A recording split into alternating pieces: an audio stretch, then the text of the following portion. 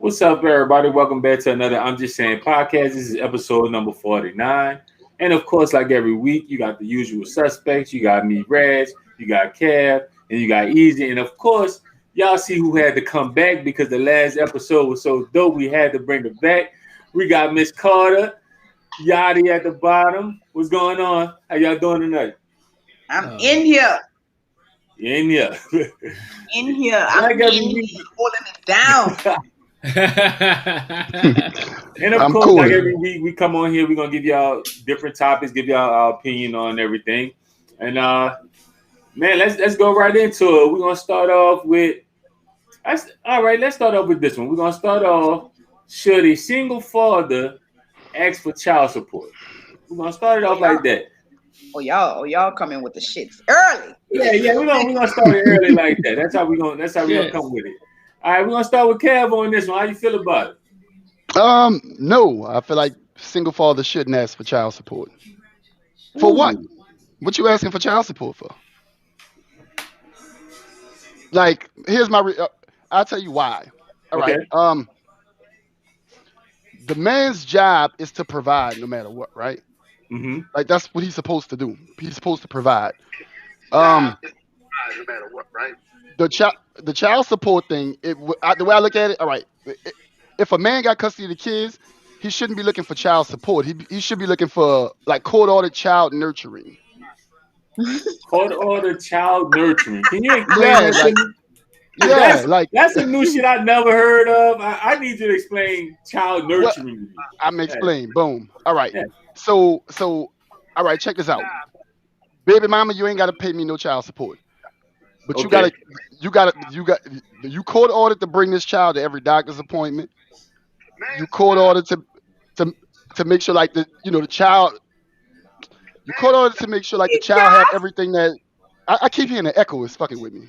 Yeah, I'm sorry. I was trying to post a link. I'm sorry. Do your thing. You good. Do your thing.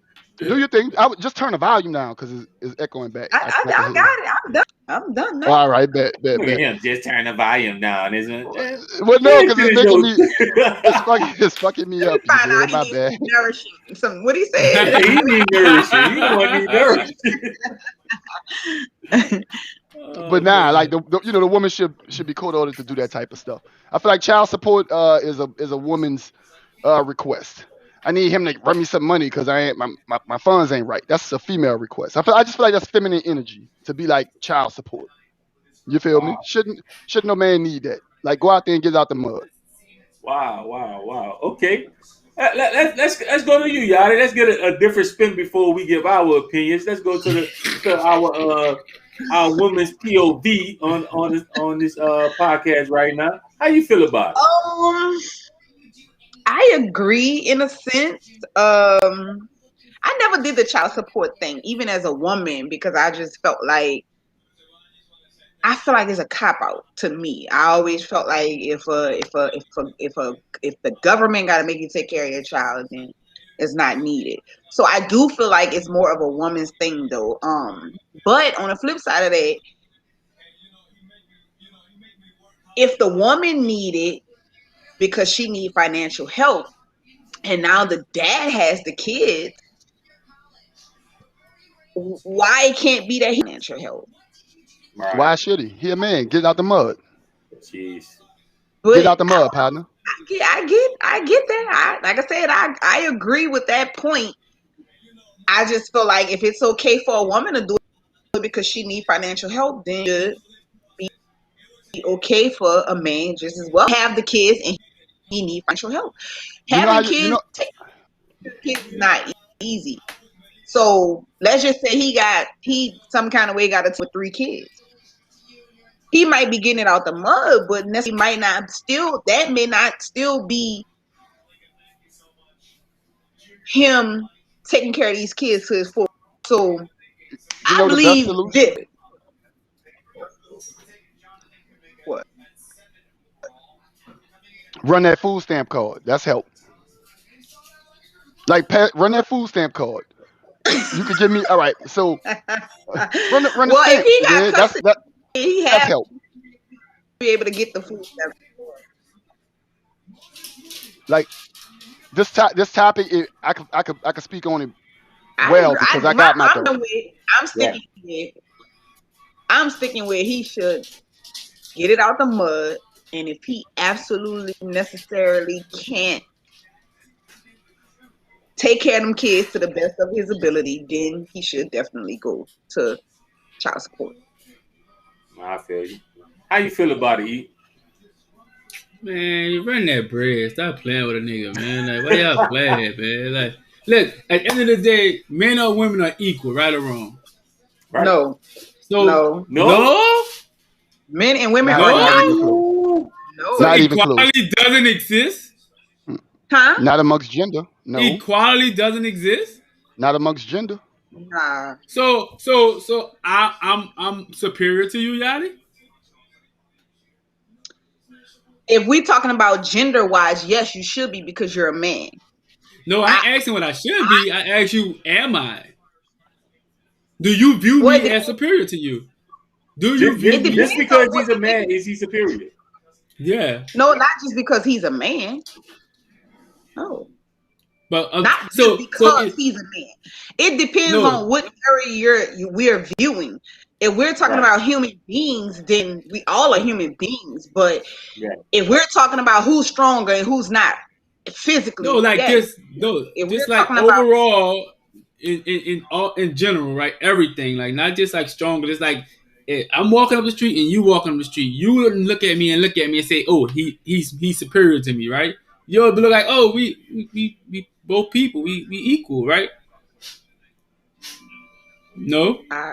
Go ahead. Let me just jump in. I feel like that as in we're both human beings. Yes, we are equally both human beings, but are we made up the same? No. Do we operate the same? No. Do we have the same strengths? No. Like each one of us will have our advantages and disadvantages, right? You know what I mean? Like there's gonna be things that you're better than me at, and there's gonna be things that I'm better than you at, right? But that doesn't mean I'm more superior or you're more superior. I look at it like we're all equal. Lump, you had something to say. What you got?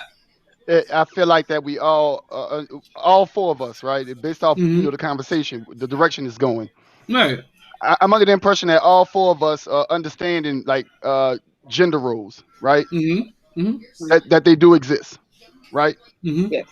Okay. Yeah. So with the gender roles existing, then I feel like it's certain aspects where I may be superior to Yachty, and then there's roles, situations where Yachty may be more superior to me.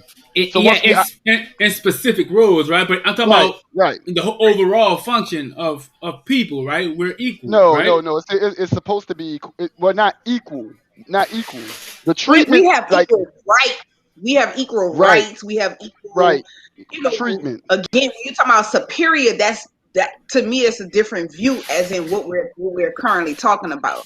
So are women and men equal? As in, that's why I say it depends on how you're looking at it. Yes, we are overall equal as in fairness, and again, when it comes down to the government, like what we talking about, the child support.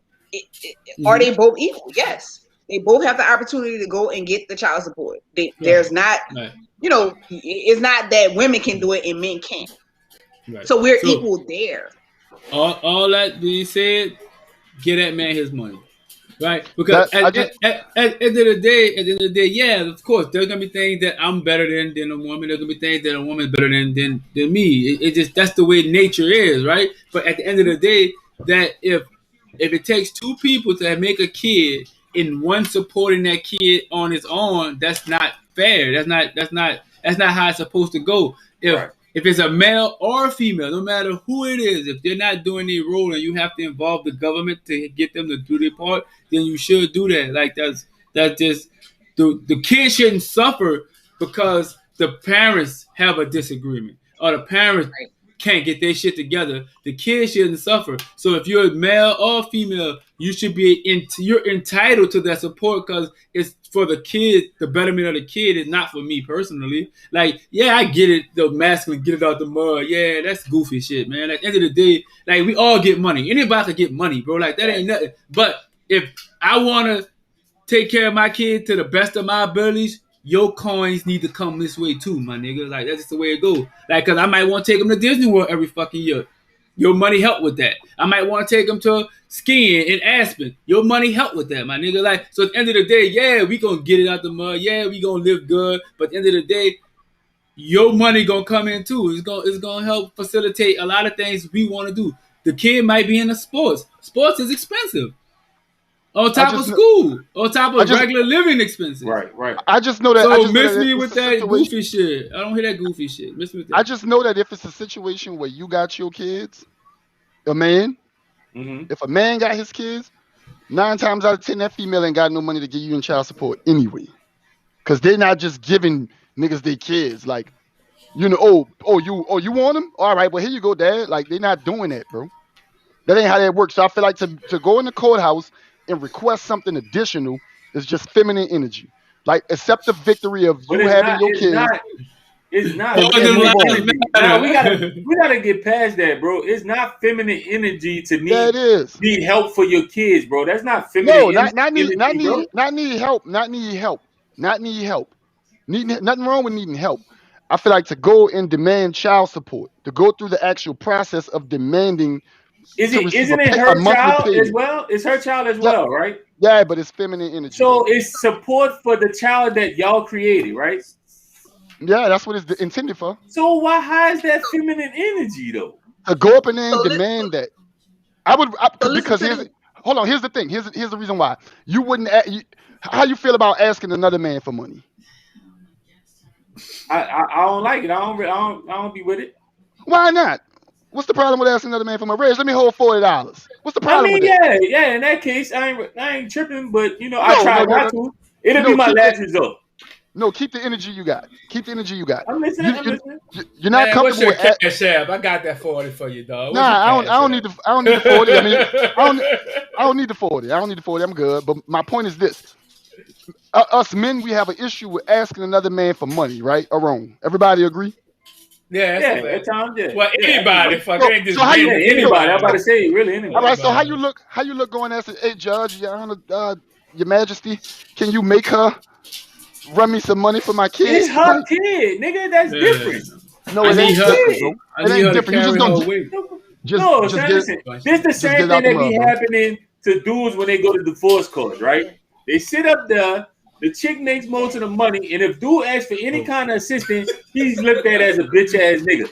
Oh, that bitch ass nigga, he asked it for alimony and all that. Why not?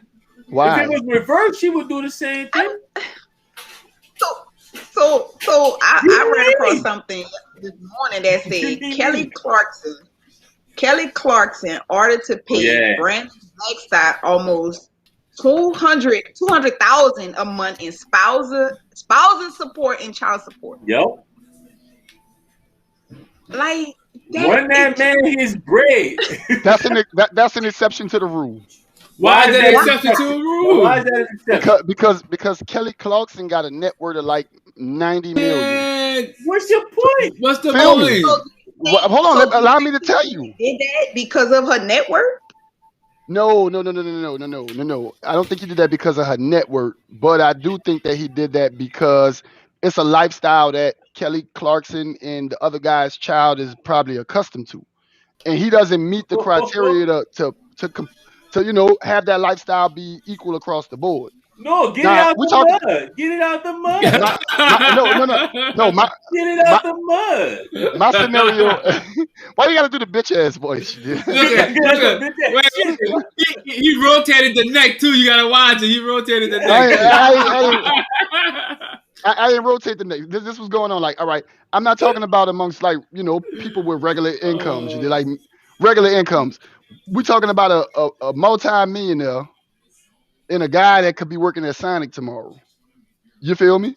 Okay. Yeah, he gotta find some balance. Bread. All right. Run that. I'm gonna do this, right? So you met Kelly Clarkson, right? She worth $90 million. Y'all have kids together, right? You a regular dude though. Regular get it out the mud dude, your favorite term, right? Mm-hmm. So you're working hard, right? Kelly Clarkson decides I don't want to be with you no more, right? Mm-hmm. And she said, look, you can have the kids. You gotta do you though. You can have the kids, right? So, but she like, I'm not giving you a dime. You not going to demand nothing from Kelly Clarkson? Kelly Clarkson is going to break bread. But the chick that work at the AT&T call center don't change is not the narrative. I bread. say she's not giving you nothing. No, if you listen to me, you'll figure out what I mean. I'm listening. I got kids with Kelly Clarkson. Me, the kids, and Kelly Clarkson probably live in a 11-bedroom mansion. We probably drive Rolls Royces. They probably go to private school with all of her done. They probably go with Donald Trump grandchildren and Obama daughters. I'm not about to change my child lifestyle for that. But if I'm dating a chick or if I'm with a chick, married to her, and she work at AT&T call center making $4,200 a month, I don't need your money, baby. I don't need. I can do that. I need. Bro, you still changing the kid's lifestyle. Because now you go from having 2 incomes of $4,200 and whatever you're making to only making one, bro. I just expect her. I expect her to, with your money, you make sure that when I send them kids over there, that their lifestyle don't change from when they over here. Now, if it's Kelly Clarkson, that's a significant life change. No, that don't make sense. That don't make any sense. That make perfect sense. No, it don't. No, it don't.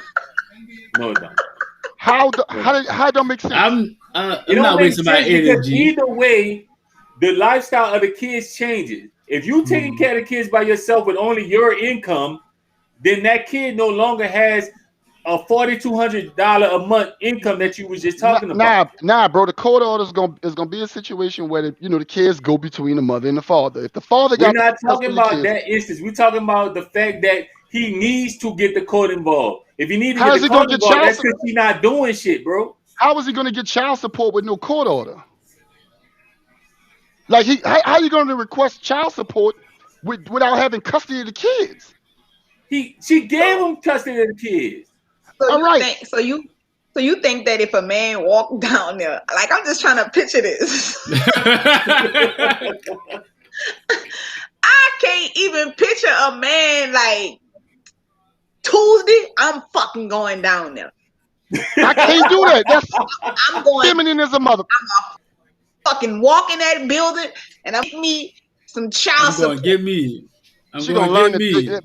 She gonna learn the day. Listen, I'm bringing my kids with me. We're gonna sit in them plastic hard ass chairs that they be sitting in, and we gonna talk to somebody. I got witnesses and everything. I'm ready. That's super familiar. Oh, we're gonna talk to somebody. Yeah, somebody coming out the office. I can see people walking all past the dads. I can just see it walking all past the dads. Look, thinking he ain't there to try to fight the case. The nigga been raised his hand. Excuse me. Can I talk to you? I'm here. You might well wear a wig when you go. Ain't that cool? Call it what you want. I want my bread. You hear me? Like, you tripping. And it's not really for me, it's for my kids. Yeah, for the kids. I honestly feel like if a man go through that, then it has to be bad. Women go just because I'm mad with you child support. I feel like if a man go down there, see this the thing. Like, you gotta hold these women accountable, dog. A lot of these women, dog, these vampires, they suck you for everything you got, and then they skirt off.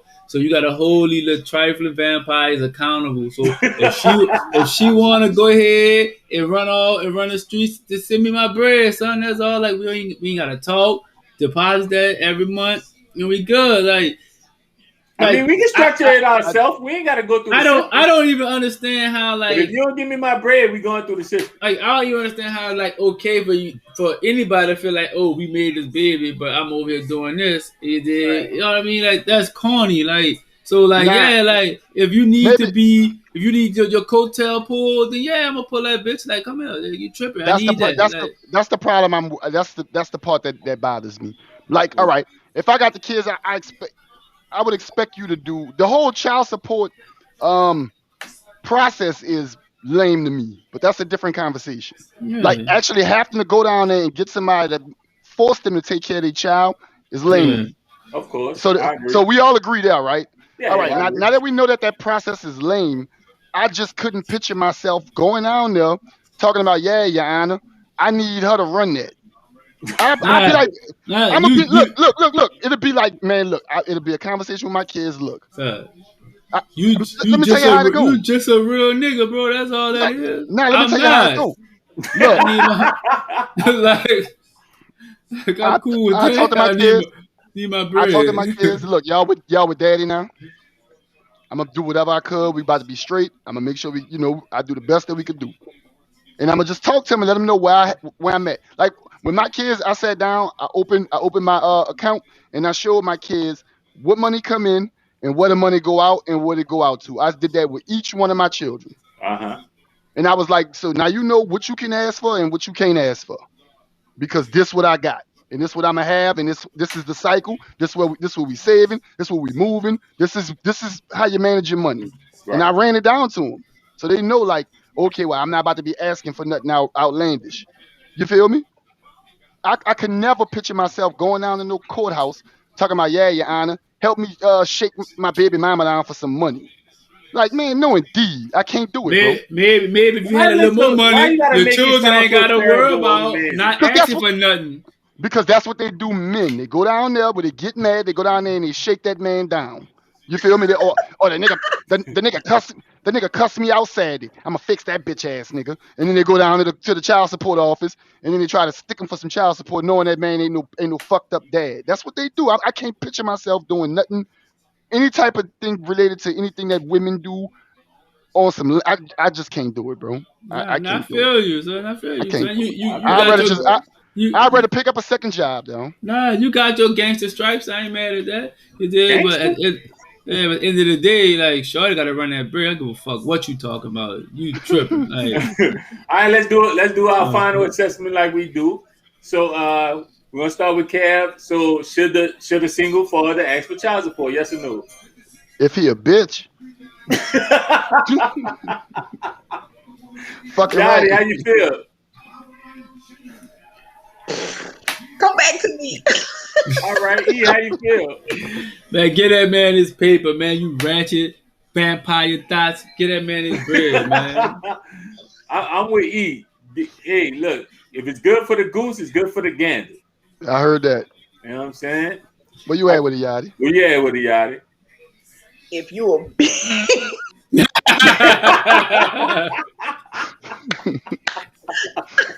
Man, you need it. Get a man his money, man. If the man needs it, get a man his money, man. Now look, hold on. Here's the exception, because I don't want to offend fathers out here that's getting their bag. You did. I hope getting their bag. I hope for a fact it's going to them children. Like don't buy a tweeter. Don't buy a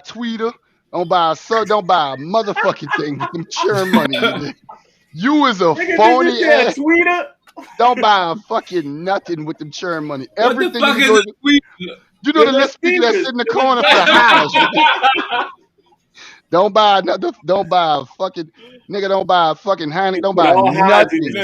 Nigga riding around all highs and this shit. Get that boy, all that. I'm gonna get the base next month when I get the check.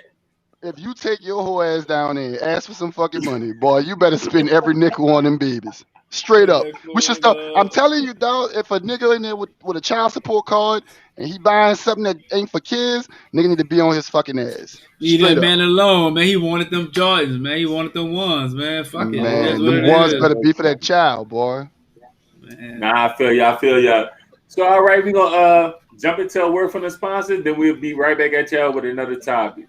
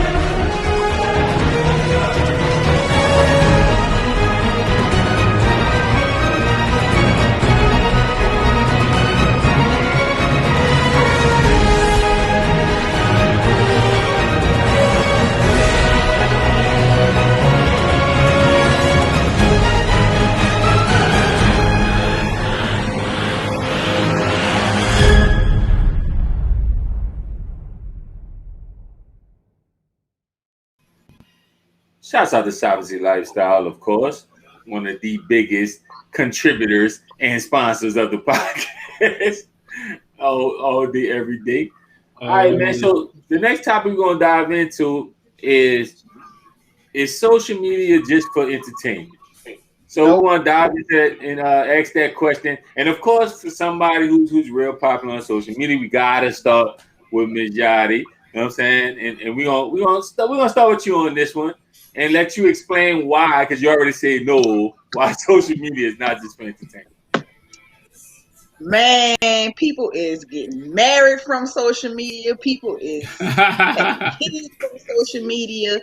People is smashing from social media. People is bringing up happy homes from social media. People is getting in beat, killing people from social media. People is losing jobs from social media. People is going to jail from what they post on social media. No, fuck no.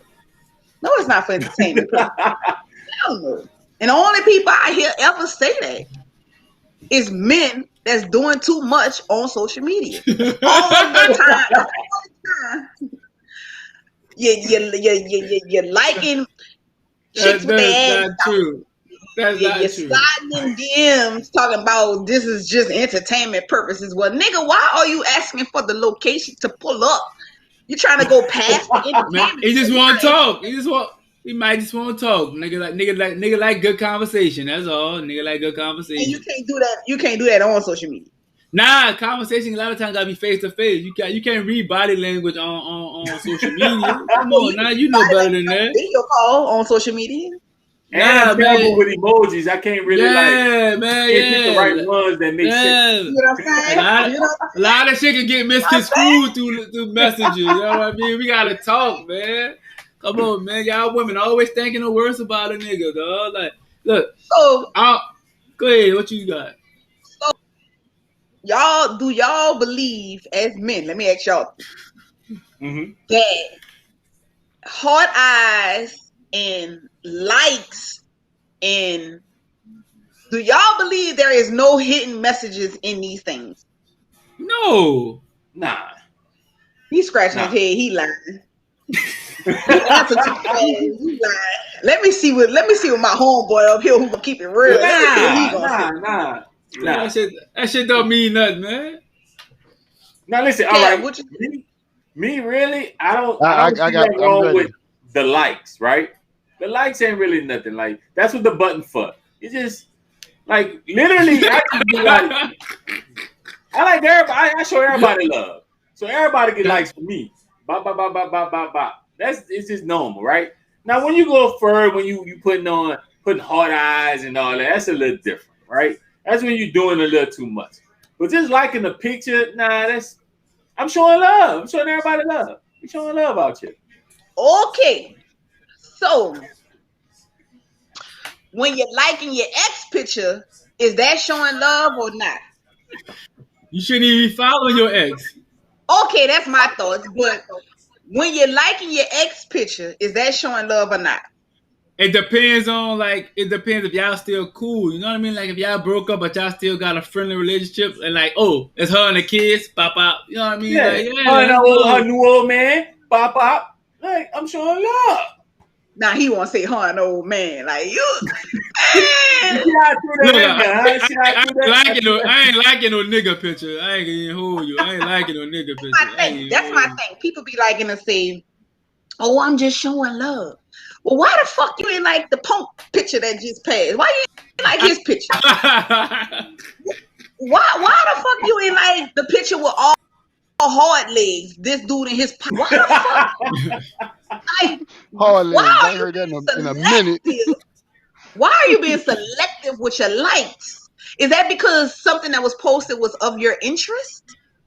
Or is that just because... you should only follow what's of your interest, right? Oh. You know what I mean? So like you shouldn't be following punks if you're not interested in punks. You shouldn't be following hard legs if you're not interested in hard legs. What? Y'all do follow each other, right? Y'all follow each other. Y'all follow each other. Yeah. Okay. So if one of them posted a picture with their partners, you gonna like that picture? Yeah, it's probably my other partner. Yeah, it's probably my other partner. Yeah. Okay. Now, see, it's different when you know a nigga. You be like, yeah, it's my partner. You did, but if I don't know the nigga, I ain't liking his picture. Oh, okay. Hey. So I want to answer whenever y'all give me a chance. I'm dying to hear your answer. Go ahead on. Let me hear what you got to say. Hey. All right. So I actually agree with Yachty on this. You's a sellout, boy. It's the truth too. But no, hold on. I actually agree with Yachty on this, but it's to an extent. Right. It's to an extent. The way Yachty putting it, okay. Yachty basically putting it like if a nigga likes something, it's because he actually likes something. Now I agree with her that social media is not just entertainment. You feel me? Social media is the way of life now. Oh Lord. You can get it like you could legit like find a love interest on social media. Like Yachty said. You get that love interest, be in a position where you about to marry her because you met her on social media. How many niggas you know marry somebody off of social media? I can't. I don't know nobody. I don't know. Oh, I don't know nobody that married somebody off social media, but I know people that have been in long relationships with somebody they met on social media. I do know that. I've seen that. You feel me? Because social media is the new place to holler at women. That's like saying I don't know nobody that married a chick out the club. Well, it ain't 94 no more, partner. Oh, that's like quite girl. You got something to say? What? Nah, I ain't got nothing I want to say. Let me just go out on a limb and ask harassing my dog. Leave him alone. Leave my dog. Let me just go out on a limb and ask this question. Earl, where did you meet your wife?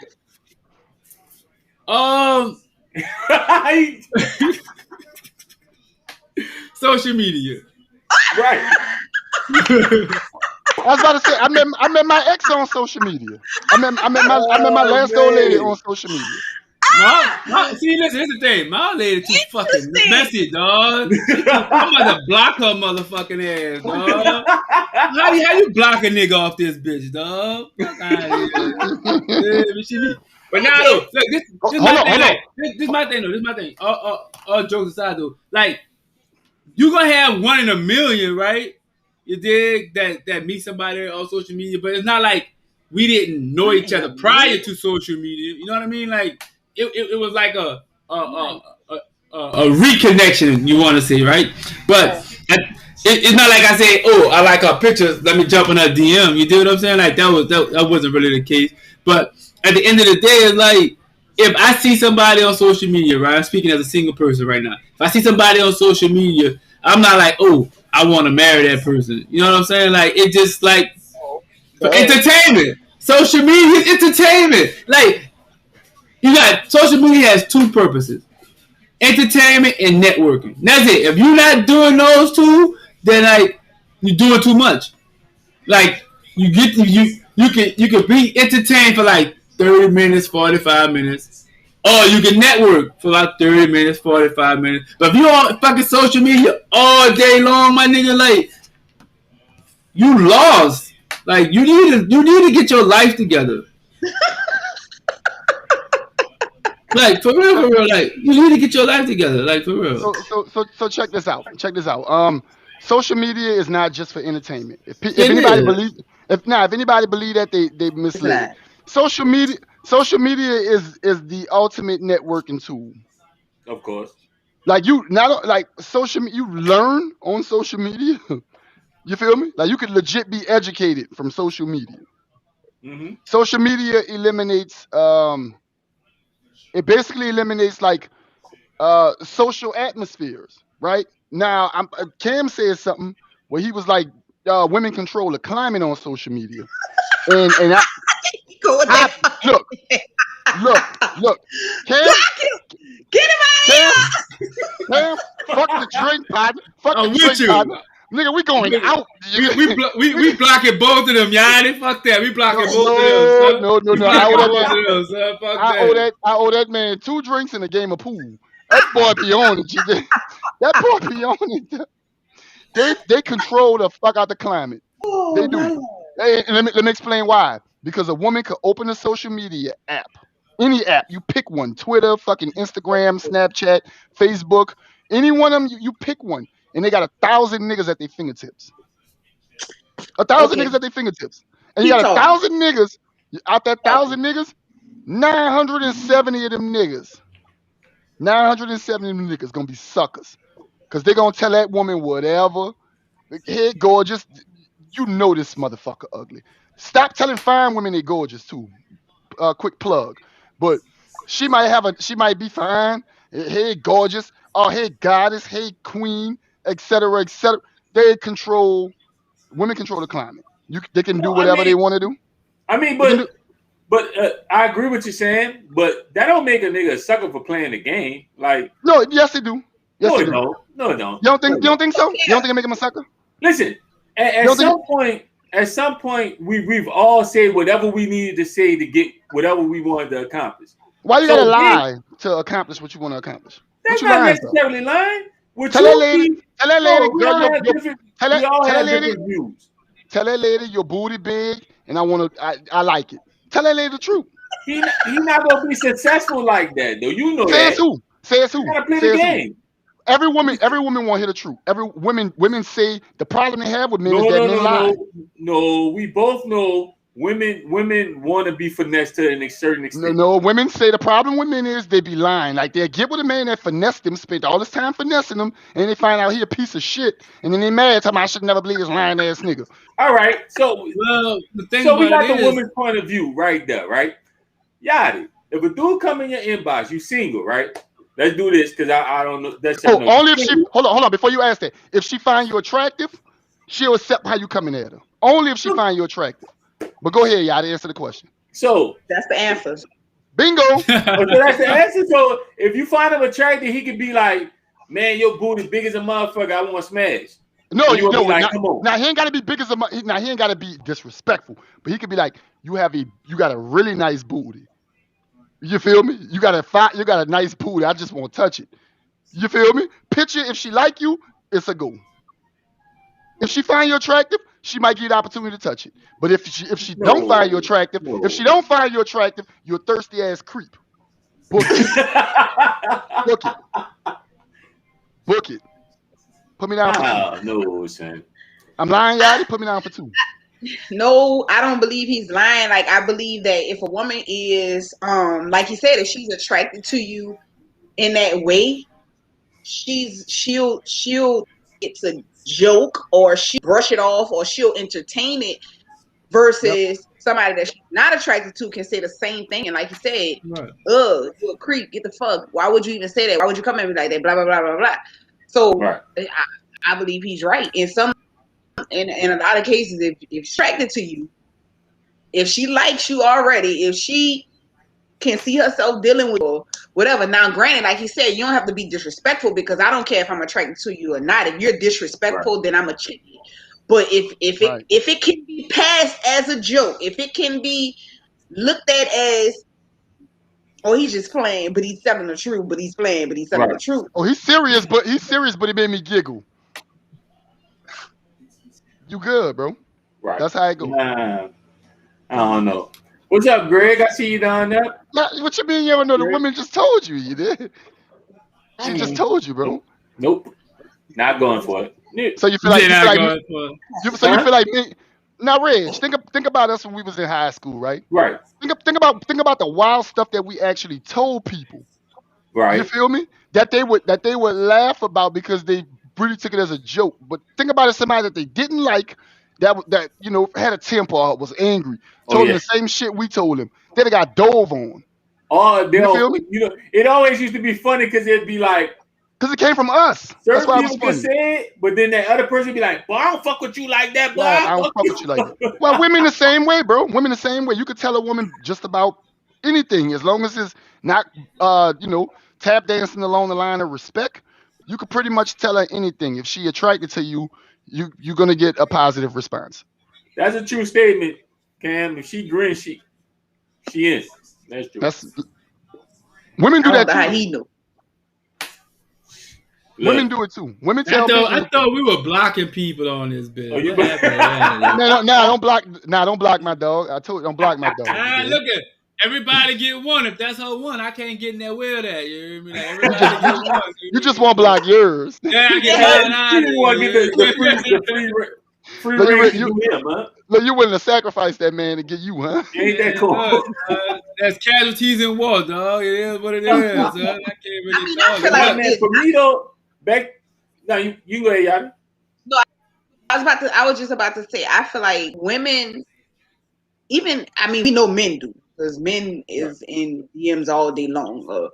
Men is flirting under pictures. That's cap. That is cap. That's cap. What? Nigga don't be in DMs all the time.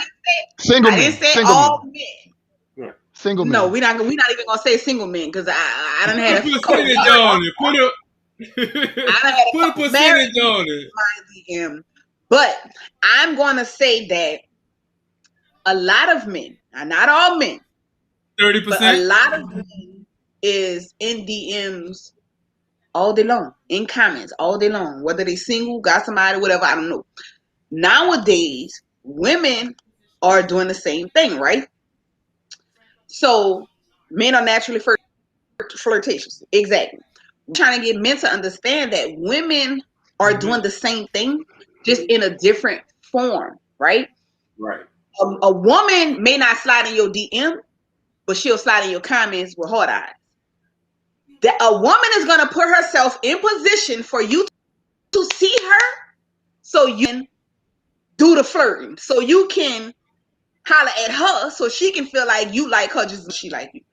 9 times out of 10, a woman ain't about to slide in your DM. A woman ain't about to come out on a picture and say, "God damn, look at them gray shorts. God damn, look at the gray sweats." Or them muscles look like. She ain't about to do it. But what she will do is go on there and like every picture of you with your shirt off. She gonna go on there and like every picture of you with your tongue sticking out. She gonna go on there and like every picture of you that'll let you know she's looking at you in a certain kind of way, right? She gonna go like everything but the picture of you and your girl. She gonna go like everything but the picture of you and your ex. She gonna go like everything but the picture that, you know what I'm saying? So she's gonna put her. So when I said likes, that's what I mean. Women are going to do it behind the scenes, where it can't be interpreted as, or she flirting or she not flirting. Or she can brush it off as, I'm just liking a picture, or I'm not. Men, on the other hand. You said 9 out of 10? 9 out of 10 times, yeah. That's what 9 out of 10 times a woman to do that, or 9 times out of 10? I'm confused. All right. What's the 1 out of 10? 1 out of 10 women probably will slide in your DM and come at you. 1 out of 10 women is coming at your top. She's sliding in your DM. I be running into the 1 out of 10s. And I know I ain't that guy. So you run into a lot of the 1 out of 10s? The 1 out of 10, the 1 out of 10. That's why I asked that question because I think I might disagree with Yachty. You feel me? I think women are. The reason why I say that is because I think women are more aggressive than she's saying. Like I didn't have women in inbox me playing with themselves, bro. Just off the ripper, like ain't saying nothing. Why do you get this kind of energy, Kev? Why? Maybe because I'm funny. Like people like to laugh. Oh, you funny? So let me see you a video of me playing. I mean, I don't know. Like I said, I'm not all right. So look, I'm so funny. I'm gonna send him a people. It's not lying, nigga. Man, look, man, I didn't have problems. I'm not lying, man. I didn't have problems in my home because somebody done sent me some shit. I'm not lying, bro. I don't have to get on here and lie. Look, here's the deal. I think I don't know what it is. Like, I don't be on social media flirting, but I think I say certain stuff that make people people laugh. Like people love to laugh because when you laugh, you get comfortable. And the jaws come off, huh? Hold on. Let me go look at your page. I'm gonna tell you why they doing that to you. Let me go look at your page. I know why they doing it. Now I've been on my angry shit lately, so you ain't gonna get it though. I've been on my angry shit lately. I can tell you exactly why. Why they doing it. First post. I like my woman damaged with a pinch of hoe in them. The hoes are gonna flock to you, Kev. Okay, let's look at something else. I didn't post that. I shared it. But you know, you shared it. If I fuck with you, you should never feel like my post be about you unless you be saying or doing some sneaky shit behind my back. Hold on, let's keep going. See, what woman would like that? That's Justin LeBoy.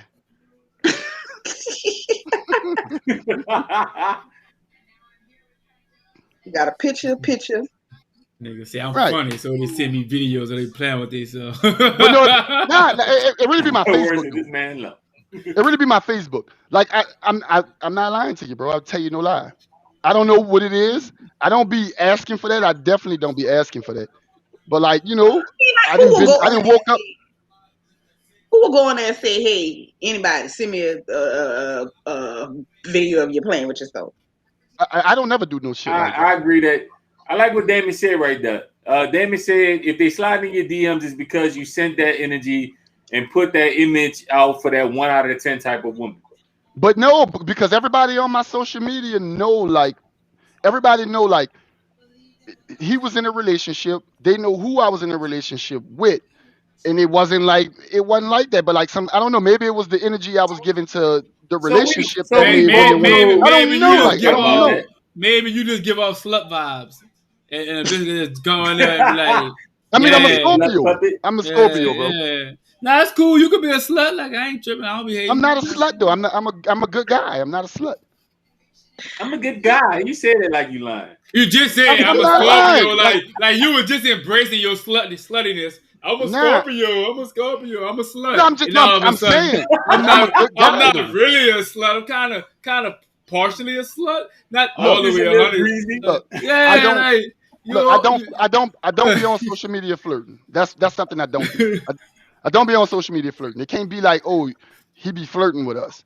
Like, nah, I just say what be on my mind, and if it's something that they like, then they like it. And usually, if you say enough stuff that people like, they start to like you. That's absolutely true, Cam. They do not care. They don't worry about your relationship status. And they don't care. Right, they don't. They're at the top. No, nobody respects relationships. Y'all definitely don't care. Not nobody. I think there's people out there that respect it, but large part, most people go with their move. You know what I'm saying? Going with the move. All relationships should be respected. That's a fact. So for all you, since we on social media, do you think it's okay to follow your ex? Your ex? Do I think it's okay to follow your ex? If you're in a new relationship? Yeah. Nah, that's not cool. I'm saying, like, do y'all have a bad relationship? Like, what's stopping y'all? Do you and your ex? Huh? I don't feel like I have a bad relationship with none of my exes, but I don't follow them because I feel like when you cut it off, you cut it off. And then what the fuck do I need to be on your page for? What am I on your page for? What you're on mine for? I'm just curious. Like, even if y'all exes, y'all can still be friends, right? Y'all can still be like friendly, I ain't right? nothing wrong with being friends or being social media, number networking and bullshit. So you know what I mean? Y'all can bullshit together. Yeah, I guess it's according to how you look at social media. Because I don't look at social media like that. I look at social media as like, okay, this is somewhere where I run into people that I'm cool with or I've been cool with, and I go in there for entertainment purposes. I go in there, see what everybody's doing, like pictures of everybody, not just chicks and all that. Like, oh, that boy got the new jet. That's what's up. Like, you know what I'm saying? Shit like that. But like Cam said, you ain't gotta be on a page. You did. Y'all can just follow each other. So what's the purpose? Do you really pay attention to everybody page you follow? Honestly, I try to pay attention to the people that Instagram chooses to show you. Yeah, but do you? But like, okay, so the people that Instagram show you, you probably ignore 30% of them people, right or wrong? Probably so, yeah. Yeah, so like, why you can't ignore 31%? Like, it's not that deep. Unless you. I feel like again, this is a part of social media that we want to act like is just for entertainment purposes. Okay, so if your ex girlfriend or boyfriend y'all follow each other, and this person is running across your page, would that not spark some kind of reminiscing? Would that not spark some kind of subconscious thoughts? Would that not spark some kind of, oh, let me like this? And then again, now that you're liking it, how do you know if she feels like your like ain't nothing? How do you know if he feels like your like ain't nothing? And then when that person sees this is a long time ago, and this is why I stopped doing it. Now, me and my ex is cool. Now we continue following each other. Like something on this page, the new girlfriend felt like, why she still liking your shit? It was kind of like a big old little thing because he couldn't really explain, like, oh, it's just social media, da da da. I don't know why she liked it, which is he really didn't know why I liked it. There was nothing behind me liking it, and there was nothing going on between him and I, but it caused a big old problem. So I started looking at it the same way. Like, I understood where she was coming from, but who am I to be able to tell her it wasn't about nothing? Who is he to be able to tell her it wasn't about nothing? You know what I'm saying? Let me kind of explain how I go. Hold on. Let me kind of explain how I go. If you don't share kids with this person, like if it's an ex, right? If it's an ex and y'all share kids, that's kind of an exception because y'all kind of family to an extent, right? Y'all share kids. They may be able to see the pictures of the kids on your page. You see the pictures of the kids on their page. As long as y'all don't have like no inappropriate banter going back and forth between y'all, I don't see no problem with having like your baby daddy on your page or your baby mama on your page. If it's somebody that was dicking you down 18 months ago, that he don't need to be on your page. Maturity goes a long way, dog. If it's a chick that you was sleeping with 18 months ago, she don't need to be on your page. I'm side with Cam, dog. I'm side with Cam. I like this comment. At the end of the day, like for you, Yadi, for your situation, nothing was gonna make her feel better because she insecure any fucking way. Man, like why? Like if homie got 15 likes on his page, right? She had to go through all 15 of them likes to find the one. To see, like, oh, that was her. And all hers could have just been the first one. But when did a like be something inappropriate? Listen, the like on a social media platform to like pictures. That's what Instagram is for. Like and comment. Appropriate. Motherfuck that. The likes be inappropriate. Yeah, they do. They do. No, they don't. Yeah, listen to me. Listen to me.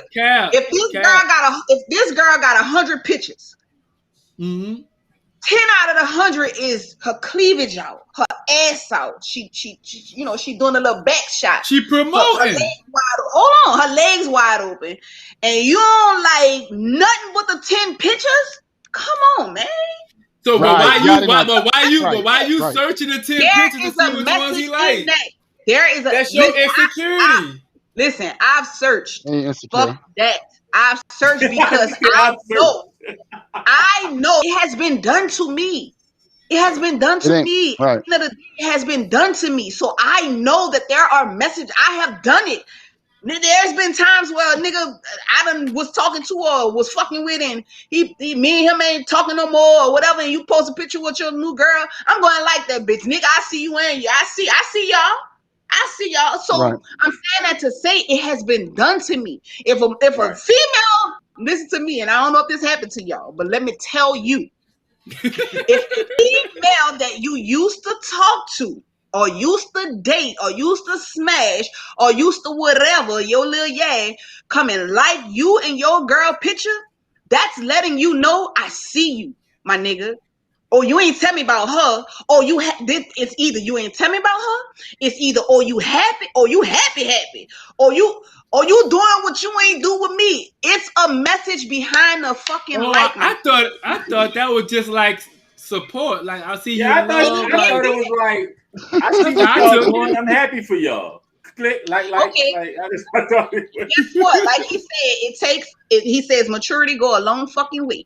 How many women that you have dealt with that you feel is that mature? Now, that's a good question. But see, that's the thing though, right? So we need to get into the real subject, right?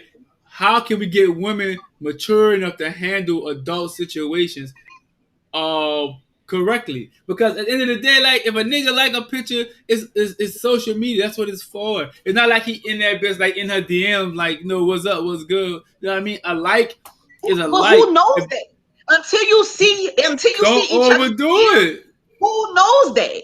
Who knows? The like is just to get the attention. 9 times out of 10, now that I got your attention, I'm in a DM or what that was about. Or I'm shooting you a message in a DM, or you happy with her, huh? Or you know what I'm saying? The like is to get the attention. And especially if I go like 10 of them bitches down the line. Like, let's stop acting. Let's stop acting. Well, that's not love. Because I was gonna repost one of those. That's not love. Like she said. Messages. So social media is super messy for women. It's catty as a motherfucker for women. And social media have definitely made it that way too. Well, women control social media, but it's owned by men. Going to that. But it's owned by men. I'm not talking about own. Social media is for women. It's for y'all. It's for y'all. Everybody's on it. You got to be on it, but it's for y'all. Y'all control everything. If women wasn't on that in the light of which they are on that, men wouldn't be on that shit. Right. It's for y'all. Why have men followed us there? For what purpose? Because we like y'all. Exactly my point. It has become just as well as it's for us. It has become a gateway for men to flirt, to get numbers, to see how you look, to stalk your pictures in your page, to get a good glimpse of how your life is. It's for y'all as well too. Oh no, it definitely has become a tool to. That's how you know it's for y'all. The social environment, of course. Like that's how you know it's for y'all. That's how you know it's for y'all right here. I'm gonna give you a prime example. This how you know it's for y'all. And niggas just a part of it. Mm-hmm. It's for y'all because the slang that y'all say, that women say, some niggas actually start saying shit that y'all see. Who do that? You feel me? I'm trying to think of one of them the slang words that chick. Oh no. I like chicks would be like it's the whatever for me. You feel me? It was the whatever for me. It was the dreads for me, or it was the whatever for me. And boy, I ain't never said that in my life, boy. I never said you said that. But I'm saying that niggas. I didn't see niggas say that same shit. And every time I see it, I be like, boy, you's a bitch, and just keep scrolling. I said to myself, a nigga be like, it's the whatever for me. I be like, you's a bitch, and I keep rolling. You there? I don't tap it. I don't like it. Nothing. I just keep rolling. Any slang that chicks come up with, and they start putting it on social media. When you start seeing niggas say it, that's how you know. That give you a clear indication that social media is engineered for women. Women control that shit. What is the game for men on social media? Yo, women. Women is the game. The chance to be with women. Like Amanda said, to find women for free. You don't have to be in person no more you don't have to be in person no more. You don't have to be at this event. You don't even have to be out your house. You used to have to be on Canal Street to find the women. You used to have to go to the parties to find the women. You used to have to go to the concert to find the women. Now the women had to go out to find the men, and niggas was always in the streets. The men was always in the streets. Men not y'all going had to go out. Y'all had to go out. Now y'all can post a picture. You and every other woman in America can post a picture from fucking 4 weekends ago where they I'm talking about face made up the whole nine. 4 weeks ago, they could post that picture, right? And niggas will go ape shit. If you look good enough, niggas will be double tapping, fucking inboxing, whatever. Like the whole nine, niggas will do this shit. It could be fucking 5, 6, 7, 8-year-old videos of you. You don't even look like that no more. You feel me? All you gotta do is post a picture. You can be laying in your bed in your fucking robe, looking like stir-fried shit. As long as you post a pretty picture. Hold on, feel me. Social media seriously. No, hold on. It ain't about taking it serious. That shit goofy as hell. A woman could not look like how she look right now. She can post a pic from 5 years ago. Post a picture and can get the attention of all 1,000 niggas that follow her. Niggas like women. Exactly. They control social media. You control your social media. So you telling me there is no man on social media that the women flock to? Oh no, it's vice versa. It happens both ways. It's not. All right, that balance. It ain't Libra equal. You feel me? No, because you're looking at it from a dual standpoint, though, bro. You're looking at it from what your women not in is. this man inbox. Where's the camera? You telling me women not in this man inbox? I don't know. Yeah, I would assume. I guess. You pulled them up. I don't know. See what I'm saying? That right there is. You telling me? Hold on. You telling me women not in this nigga inbox? Hold on. There's more. Nigga said she in there. You in them niggas inboxes, y'all? You find it out. I'll give you every dime in my account. I said the same thing. Hey, Cam, I need some receipts, big brother. I need some receipts, big brother. I said the same thing. Find it. I need that. We gonna split it 50-50. You heard me? I ain't even like that. I'm gonna give you yours. Send me some. You heard me? All right. Yeah. Find it. Like I said, any nigga or any bitch that can find it, I'll clear my account out for you. Jumping in inboxes for what? Certain women don't have to do that. Right. That's true. Certain women don't have to do it because you're too busy trying to get the bitches out of your inbox. I don't got time for it. Now the craziest part about it is like I do agree that like social media make dudes comfortable with feeling like they can approach a woman that they wouldn't naturally approach. Know that woman out your league. Know that woman out your league. Social media is a place for the undesirable to feel desired, man. Like, come on, man. Like, at the end of the day, if you a regular motherfucker and you see somebody you know you'll never ever get the opportunity to talk to, yeah, they'll jump in their DM. Yeah, they'll be like, hey, gorgeous in the comments. Yeah, they'll send, hard eyes. Stop cleaning your messages. You're a nigga that's ratted on you. And look, at the end of the day, it's like, social media not real, bro. Like, we gotta like stop putting too much stock in that shit. That shit is for entertainment and networking. If you're not enjoying what you seeing or you're not trying to make some moves from that shit, man, fuck social media, man. That shit ass. Are you telling me you only follow your wife and I follow what entertains me, and then I network. That's it. So when you say entertain, like, see that's let's look up entertain. That's a general statement. I follow what entertains me. Like, it's gonna be general. You're gonna be like, what the fuck you like? You know what I'm saying? Like, that's it. Like, you know what I mean? That might happen to be some ass.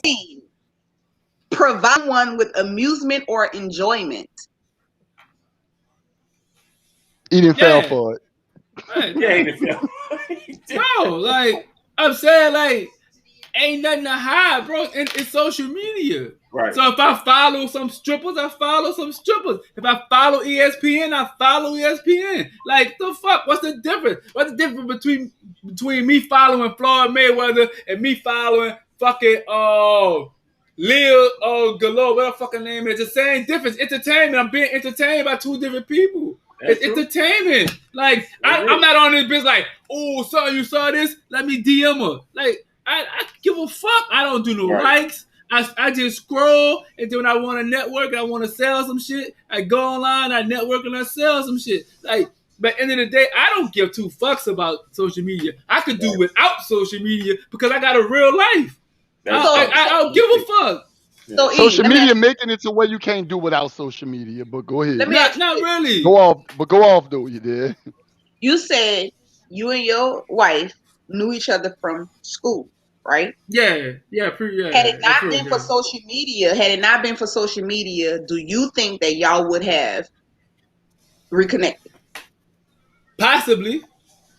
It probably have been a slimmer chance. You did what I'm saying? Okay, all right. So social media played a part there. How did social media play a part in y'all getting where y'all are? It allowed us to reconnect. But what happened? Was it through the comments? Was it through a like? Was it through did you like a couple pictures, slid in a DM? Did she slide in your DM? How did social media play a part? This was like 14 years ago. I don't remember. I probably liked some pictures. I probably threw some DMs. I know for sure I messaged her for sure. I sent her a message for sure. And that message led to y'all linking, and then years and years. To marriage. Do y'all have kids? No kids. Okay, marriage though. Mm-hmm. Marriage, that was for just entertainment purposes, or did that lead you to a milestone in your life where I'm married now because of I slid in a DM on social media? Where was the entertainment at? When you slid in the DM, what part of that was entertainment? Did you slide with the objective to entertain? Did you slide with Yes. Did you slide? Y'all applying that pressure. When I went in the DM, I went in for entertainment. And I became entertained for life. Right. So you continuously entertain. She is my eternal entertainment. You dig what I'm saying? And look, at the end of the day, but you gotta understand though, like when I first messaged her or liked her picture, whatever the case, however it went, it was for entertainment. Like, let me, see what this person about. So as we got to know each other, then things grew. But at the end of the day, it's like that. My initial reasoning was for entertainment. It wasn't called DMs. It was a message. Yeah, it's a message. You know what I'm saying? But at the end of the day, So the entertainment can be something other than this is just a site. I'm entertained. It can be will you marry me? Listen. You say, hey David, you like that, huh? You like fuck with me, yeah, fuck with me, yeah. But look, at the end of the day, you did my life story, not everybody else's life story. You know what I'm saying? Like, I can't tell you because it worked for me, it's gonna work for somebody else. At the end of the day, like, yeah, that worked for me. You might need to meet a nigga at Walgreens. You might need to meet a nigga at a club or however y'all doing it, you dig? But I can't say that, you dig, that just because it worked for me, it's gonna work for somebody else. You can meet a nigga at Walgreens and at the club, and guess what you gonna do? They follow me on Instagram, and that's that. You know what I'm saying? I don't do that. Man, I don't do that. If I meet somebody, you can't have my social media. Just take my phone number. Call me. I'm still traditional. Let's go to this question since we on this. Mm-hmm. Which one is more personal? Social media or somebody having your phone number? Somebody having your phone number. Oh, all right. Okay. Somebody having your phone number. I thought so. Listen, my social media not even private because I could give a fuck about who looking at my page. Mine too. It really don't matter to me. Like, so, like, if you got my actual number, then okay, then you actually know me. Other than that, I could give a fuck. No, how come? All right, so how come all three of us? Well, he ain't never said nothing because it could be all four of us. What's up? But like us three, how you feel? Like you feel like what's more personal, your phone number or your social media? Phone number for sure. Phone number. All right, my social media is public. You feel me? I don't hide. You know what? My Instagram is private, but it wasn't always private, son. It wasn't always private. The reason why I flicked my shit off was because I kept getting the spam of people, you know, telling me I hate that shit. Yeah, I hate that shit, but that shit irks me. So, other than that, though, like, you know, my social media public because I don't really have nothing to hide. I don't really, you know what I'm saying? I'm not really doing nothing, so I'm not tripping. My shit solely for entertainment purposes. But there's people that really feel like, oh, if you on my social media, you some type of importance. Right. And I don't understand that. Like, can y'all explain that to me? Well, from a person that's social media is private, right? I feel like I keep my shit private because like I'm antisocial, so I don't really like a lot of motherfuckers.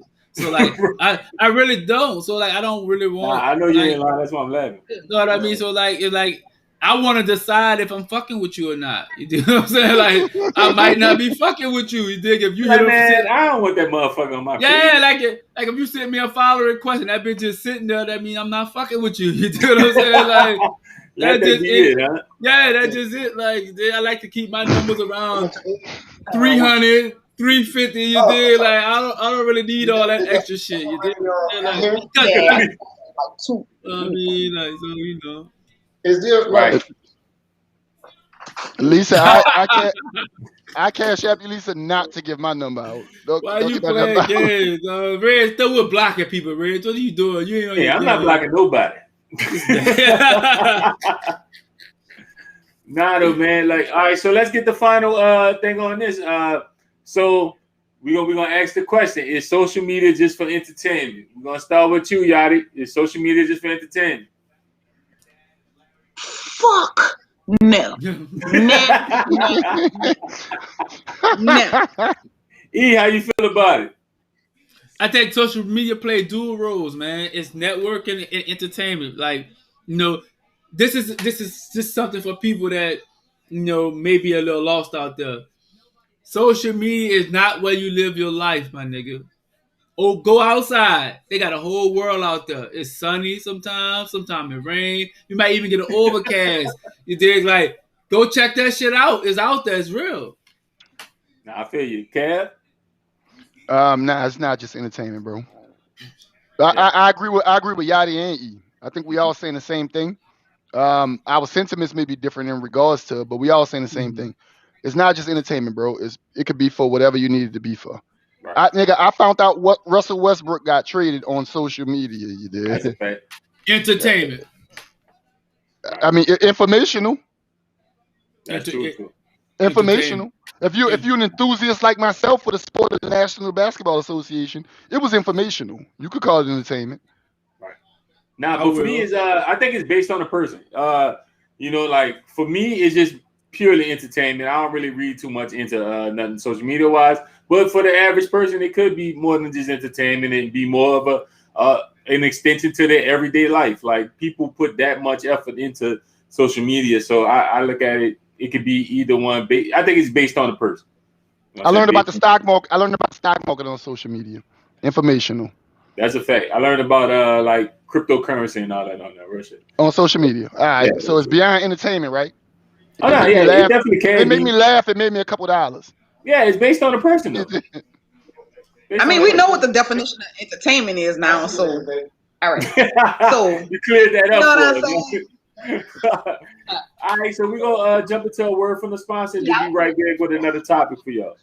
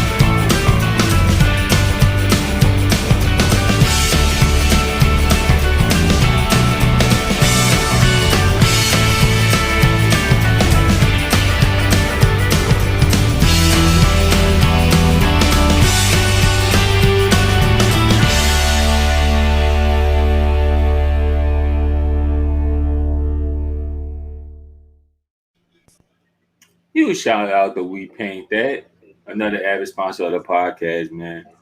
All right, man. So that's two topics now. We're gonna keep this thing going. Our next one, I feel like this is gonna be a one right here. This is gonna be one of the ones.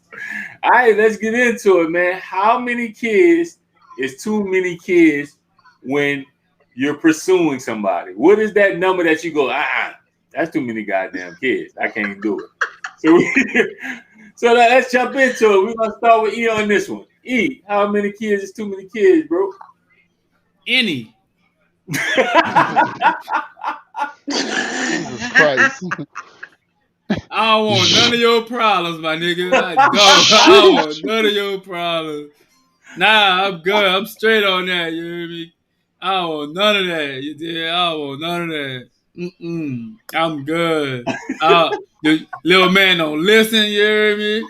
Baby daddy be tripping. Nah, that nigga want to play my game and shit. Nigga won't play the game with you. No, nigga, play with your fucking daddy. Nigga, fuck wrong with you. Nigga, don't play the game with you. Like, I won't do none of that. No. So nigga, man says nothing over 3.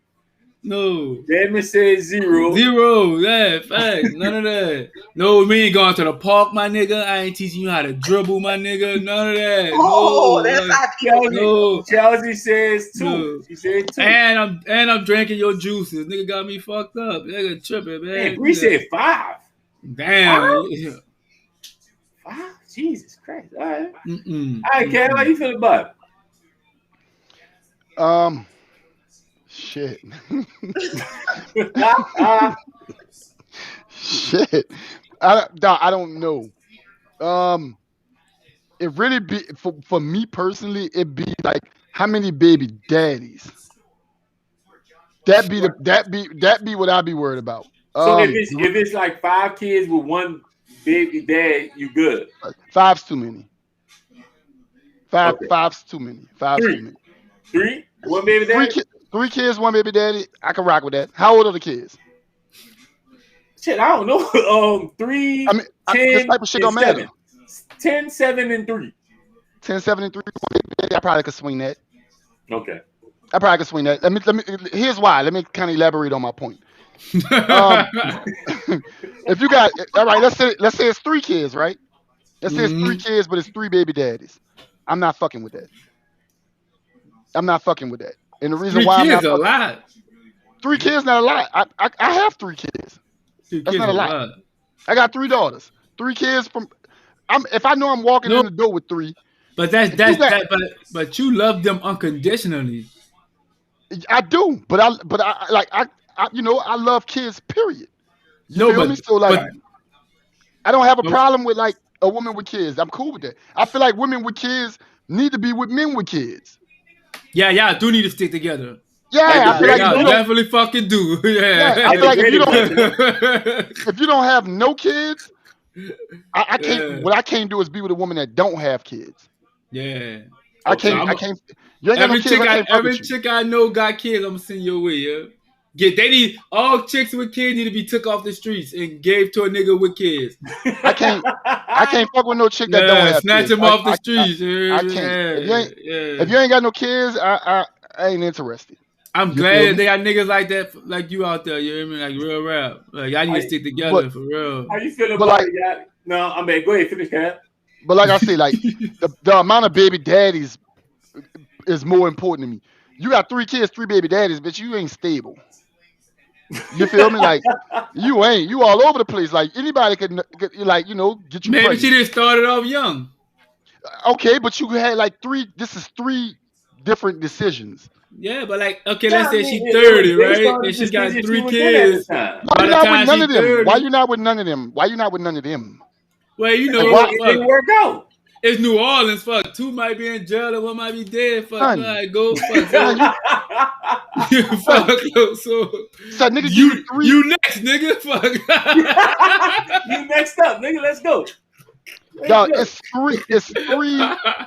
3 different experiences and none of them worked out. Like it's not them, it's you.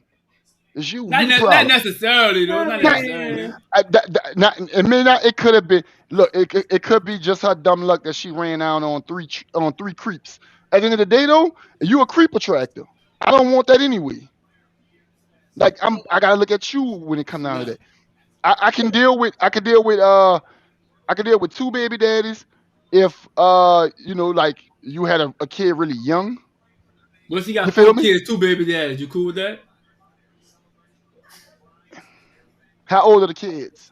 Like if one of them on the way out the door, I can fuck with. Why you gotta push? Why we always gotta add so much to it? All right, because I'm doing the math with my money.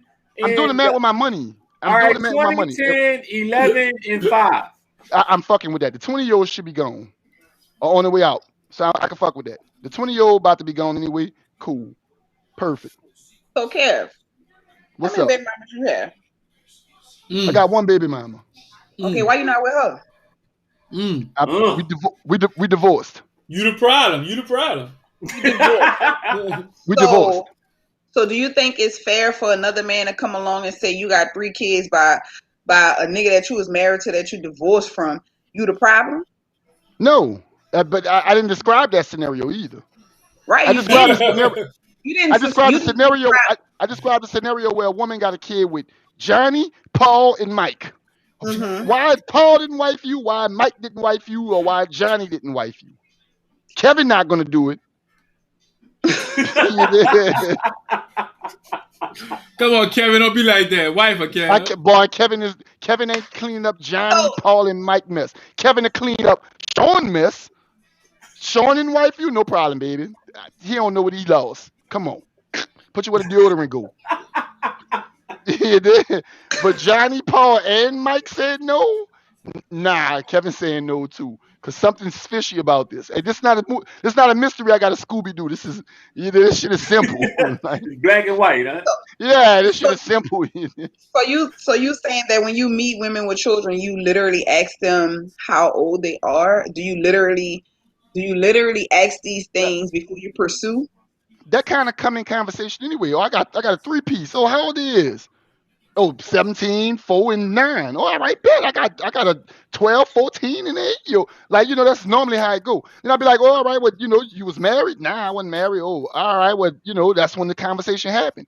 So who, John for my oldest, and Paul for my middle, and Mike for my third, and I'd be like, oh, well, I'm out. Nah, Kev, I feel like parents need to stick together, bro. Like, you can't treat other parents like that. Y'all need each other.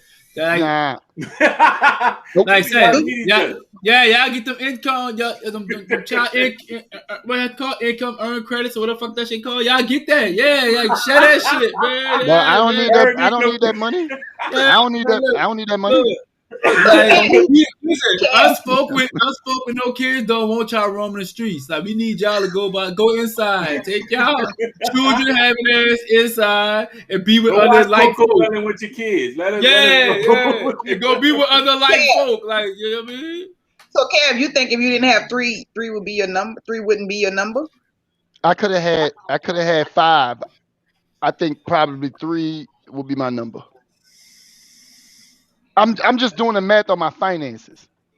You feel me? I'm not on the real, like I'm not a rich guy. I'm not a guy that I'm not a guy that I'm a regular. So you can afford 3 more miles. What you saying? I'm a working regular guy. Like I'm as average as average could be. Like, oh, he got a I'm not even. I don't even know if I'd be classified as a nigga with a good job. Nah, you right. You average. I'm a working guy with an income that can support a family. That's it. No flex about that. And I know that if extra miles walking this motherfucker, I probably can't hold that down. You got to get a second job. It's okay. You got to get out the mud. You got to get out the mud. Get out the mud. Get out the mud. Like, I ain't gonna lie. We need to start a fucking non-profit for parents. We like doing so they can have like a gathering space. You know what I mean? So they can gather together. You know what I mean? Mingle. We can call it Parents Who Mingle. Like some shit like that. We can manipulate the name a little bit, but we want to get y'all together so y'all can be able to like coexist and build like a whole community. Like, so on your end, if you met a guy, you know what I'm saying, what would be that number where you'd be like, oh no, partner?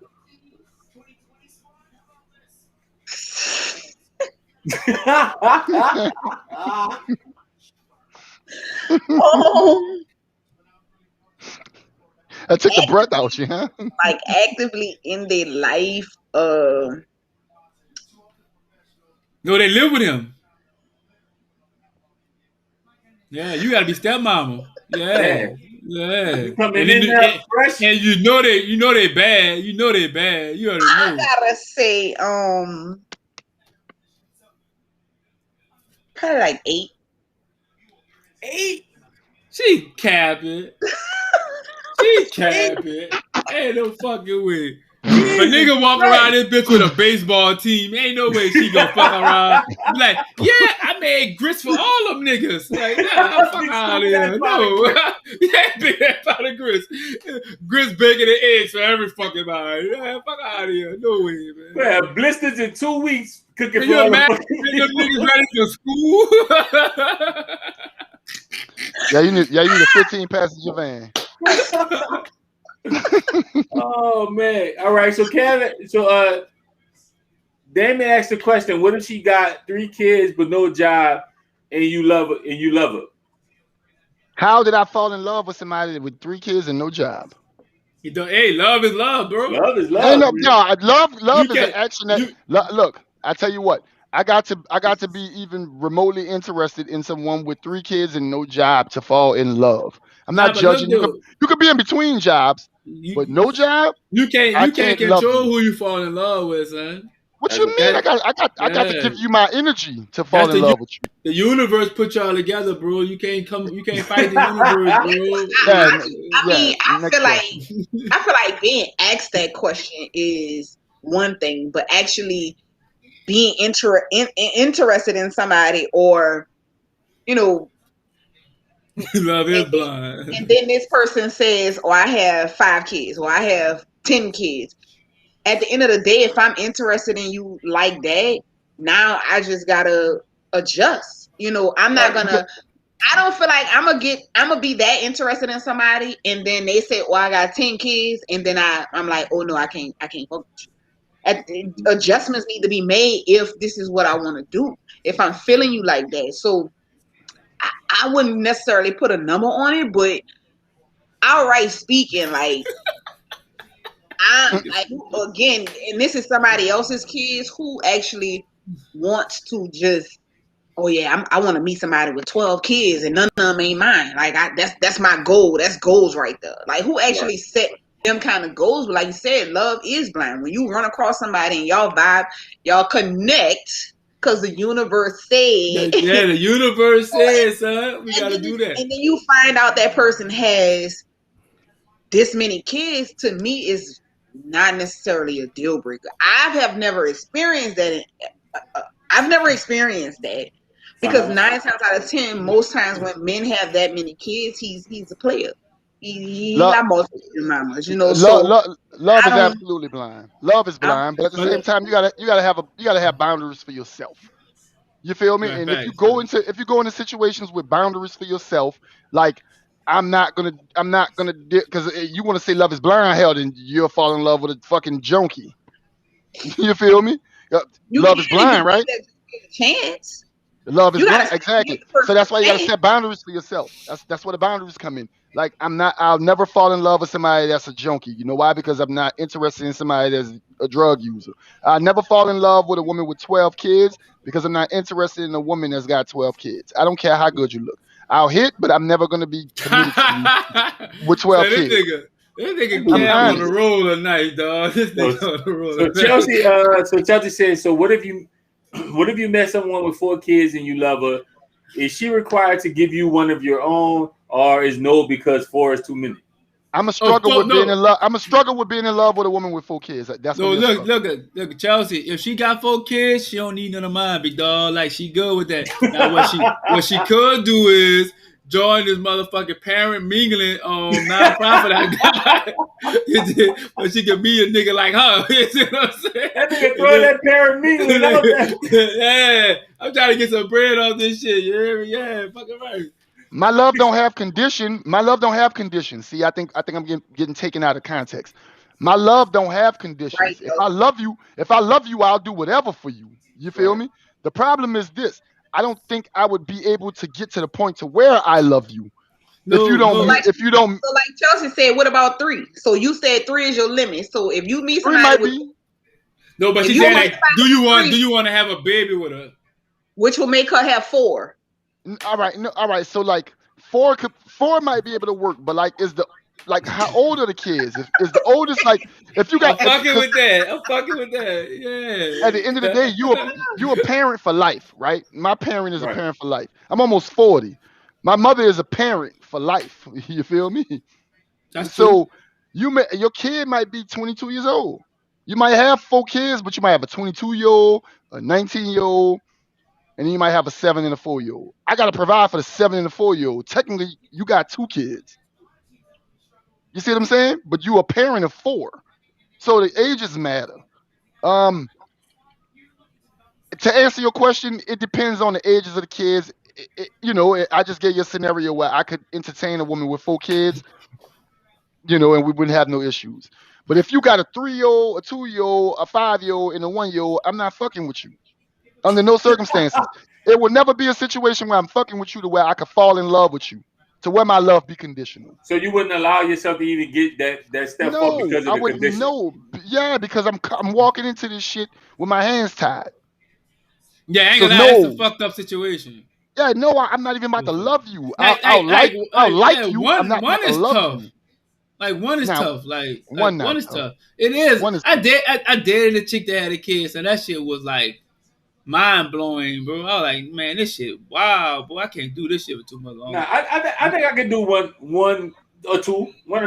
I can do one. Nah, I'm saying to each his own. I ain't saying you're wrong. I'm just saying, like, for my lifestyle, it can't work for me. I can't do it. But the environment gotta be like.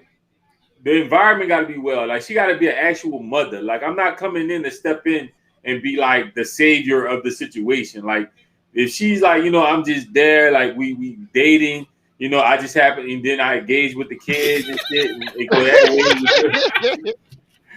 Then we about the LLC that right now, son. And then we just, we get together, and she have 2 kids. I have no problem with it. About 1 or 2 is good for me. 1 or 2. Yeah. Nah, that's a different situation. Nah, man. I think like-minded people need to be together, dog. That's how I look at it. It sounds like what matters is how many I'm required to provide for. Now I'm saying, nigga, they her kids, you provide for all of them. Nah, they could be. She could have a kid. I could meet a chick. So you gonna deal with a chick that's not taking care of one of her kids? Nah, I can meet a 46-year-old chick. Oh, you talking about grown ass people? They ain't no kids. Nigga, we grown. We ain't fucking kids. You did. So you think if my mom? Wait, I just told you I'm about to be. I'm kissing 40. You did. What I'm saying I can meet a 46-year-old. And she got a 30-year-old son. Listen. I ain't gotta take care of that nigga, boy. You grown. You don't. Listen, you don't. But at the same time, like, does that really count? She not gonna say, "Oh, I can't go out with you tonight, my 30-year-old." No, I mean, I gotta watch my 30-year-old. No, but if you ask her, "Hey, how many kids you got?" She gonna be like, "I got 4." How old are they? I got a 30-year-old. That don't stop her. That don't stop that. You gonna stop, but you not stop her from being her child. But you not gonna count that 30-year-old. You're like, man, nigga don't count. I just said that. That's what I said. Yeah. So she got 3 kids then. No, she got that nigga is her child. That 30-year-old man. That nigga probably grown, got a wife. Man. Yeah, that's her fucking child, though. That counts. Still a child, boy, right? Man. Right, it counts. Nigga said, "Fuck that boy." I ain't got shit for that. He a grown ass man. Like who counting the adult? You talking about like the kids, the adolescents? That's what's gonna really determine like what type of relationship you trying to get in or not trying to get in. Like, you're not gonna count a 18-year-old or a 21-year-old that's off in college. Like you barely gonna see them. They not gonna be around like that. Dog, my mama got 5 kids, dog. Every single last one of her kids are over the age of 30. If you ask my mama how many kids she got, she gonna say 5. Oh yeah, it is what it is, bro. And if your mama was single and she was dating, you know what a nigga gonna say when she said she got all them grown ass kids? Oh, you ain't got no kids. Right. That's why I said, what are the ages? That's so exactly Danny said that 30-year-old might end up on the sofa, lump. He might. He might, but he don't count. That boy gonna be telling you what to do in your house. That's not that. Mama like that. It ain't gonna never be a soul coming That in my boy house. gonna yoke you up and shit and all in the house. That boy get hit with the blick. It ain't gonna be a soul coming in my house tell me what to do. You feel me? Not a fucking You soul. can't shoot the man, son. Why you so violent, D? That boy better watch his fucking mouth with me. Where we get this nigga from, dog? New Orleans East. Somebody come get this nigga. Nigga is violent. I don't know what's wrong with him, son. This nigga is dog. Terrible, bro. What let's dive into another word from the sponsor. Then we dive into another topic for y'all. Are you looking for a licensed professional that can not only style your hair, but bring your hair to its most healthiest state possible? Then Hair with Brianna is the place for you. I offer all of today's trendy hairstyles, haircuts, chemical services like relaxers, and bomb hair color, y'all. And after I've given you that beautiful bouncy blowout, I tell you if it's okay to let your hair down the next day on my hair cast. It's a daily segment that tells you how to wear your hair according to the weather. Now you can catch the hair cast and also follow me on Instagram at Hair with Brianna. And don't forget to follow me on my Facebook page, Hair with Brianna New Orleans. And also you can check me out on my website, y'all, at www.hairwithbrianna.com. Huge shouts out to Hair with Brianna for being another sponsor of the podcast. Really appreciate it. Yeah, man. All right, so we're gonna dive into this next topic. Oh, you back? You back? Anyway, got something to eat? That nigga, I was trying to eat. What you eating, son? Some greens and some fried chicken. Hold on, wait. You got me wrong. Man, here. Anywho, I was trying to eat. So we named this topic. So basically, this. Hold on, boy. Nigga beat his mouth back in while he on that couch. What you mean, nigga? Ain't what? He ain't lying, son. Nigga do What? Mama filthy. What are you gonna tell me? So we named this topic you and your friends. So basically we asked the question, is it cool for the girl you with or your friend you with to holler at the dude that you turned down previously? Is that against girl code? Is it against man code? Let's get into it. We're gonna start with you, Kev, with this one. Is it okay for the guy to mess with the friend after the other friend turned him down and vice versa? Look, I done been in situations where I like this chick didn't like me, and then I liked her friend. And her friend liked me. Sound about right. I don't see the problem. I don't see the problem. You feel me? Mm-hmm. I don't see the problem. As long as you never, as long as I didn't deal with the friend and you try to, circle back around, and that could cause conflict. But if you told me no and you just didn't give me no chance, then yeah, everything in the world fair game after that. Including the friend? Yeah. The friend probably look better anyway. All right, let's go. How you feeling about it, Yanni? I knew you was coming to me next. Of course. No, it's just in the unspoken code that you don't do that. If you wanted the friend, then you should have went to the friend first. I just feel like that just goes to show your intentions. If you really had intentions on taking me serious, you wouldn't even try to talk to my friend. And sometimes men do that out of spite. Like, all right, you don't want to talk to me, I'm gonna talk to your friend.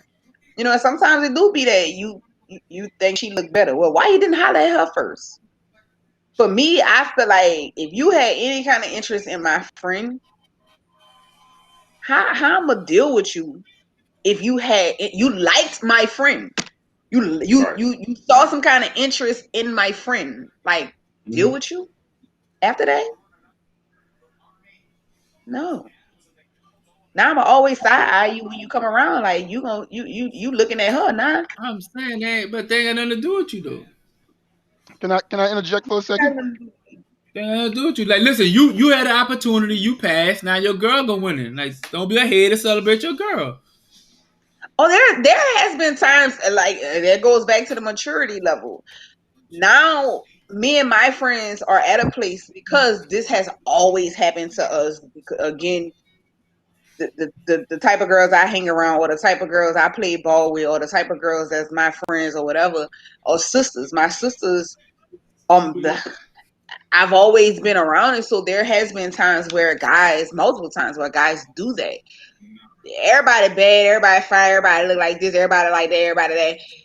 If you don't want me, I'm gonna try to holler at them. But again, that just, to me, it just shows your intentions with me or my friend.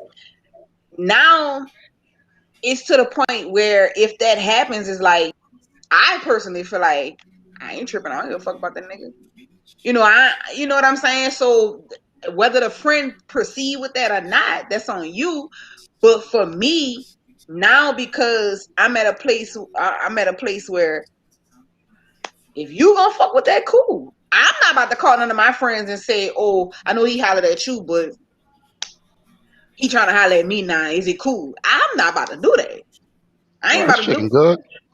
You know what I'm saying? But if they call me and it's a nigga that I really don't, and it wasn't like that, or like you said, we ain't taking nowhere, I'm straight up like, man, listen, that wasn't about nothing. Do you? Nah, yeah, but I'm saying like, so if you know, dude holler at you and you be like, nah, I'm straight, and then he meet one of your girls and he holler at her and she be like, yeah, you know, she liked the nigga, like, you should be like, you know what, bitch, you know what, friend, go ahead at it. You know what I mean? Like, he might be the one for you. Like, you women gotta stop being y'all feeling like, oh, he talked to me first, so what?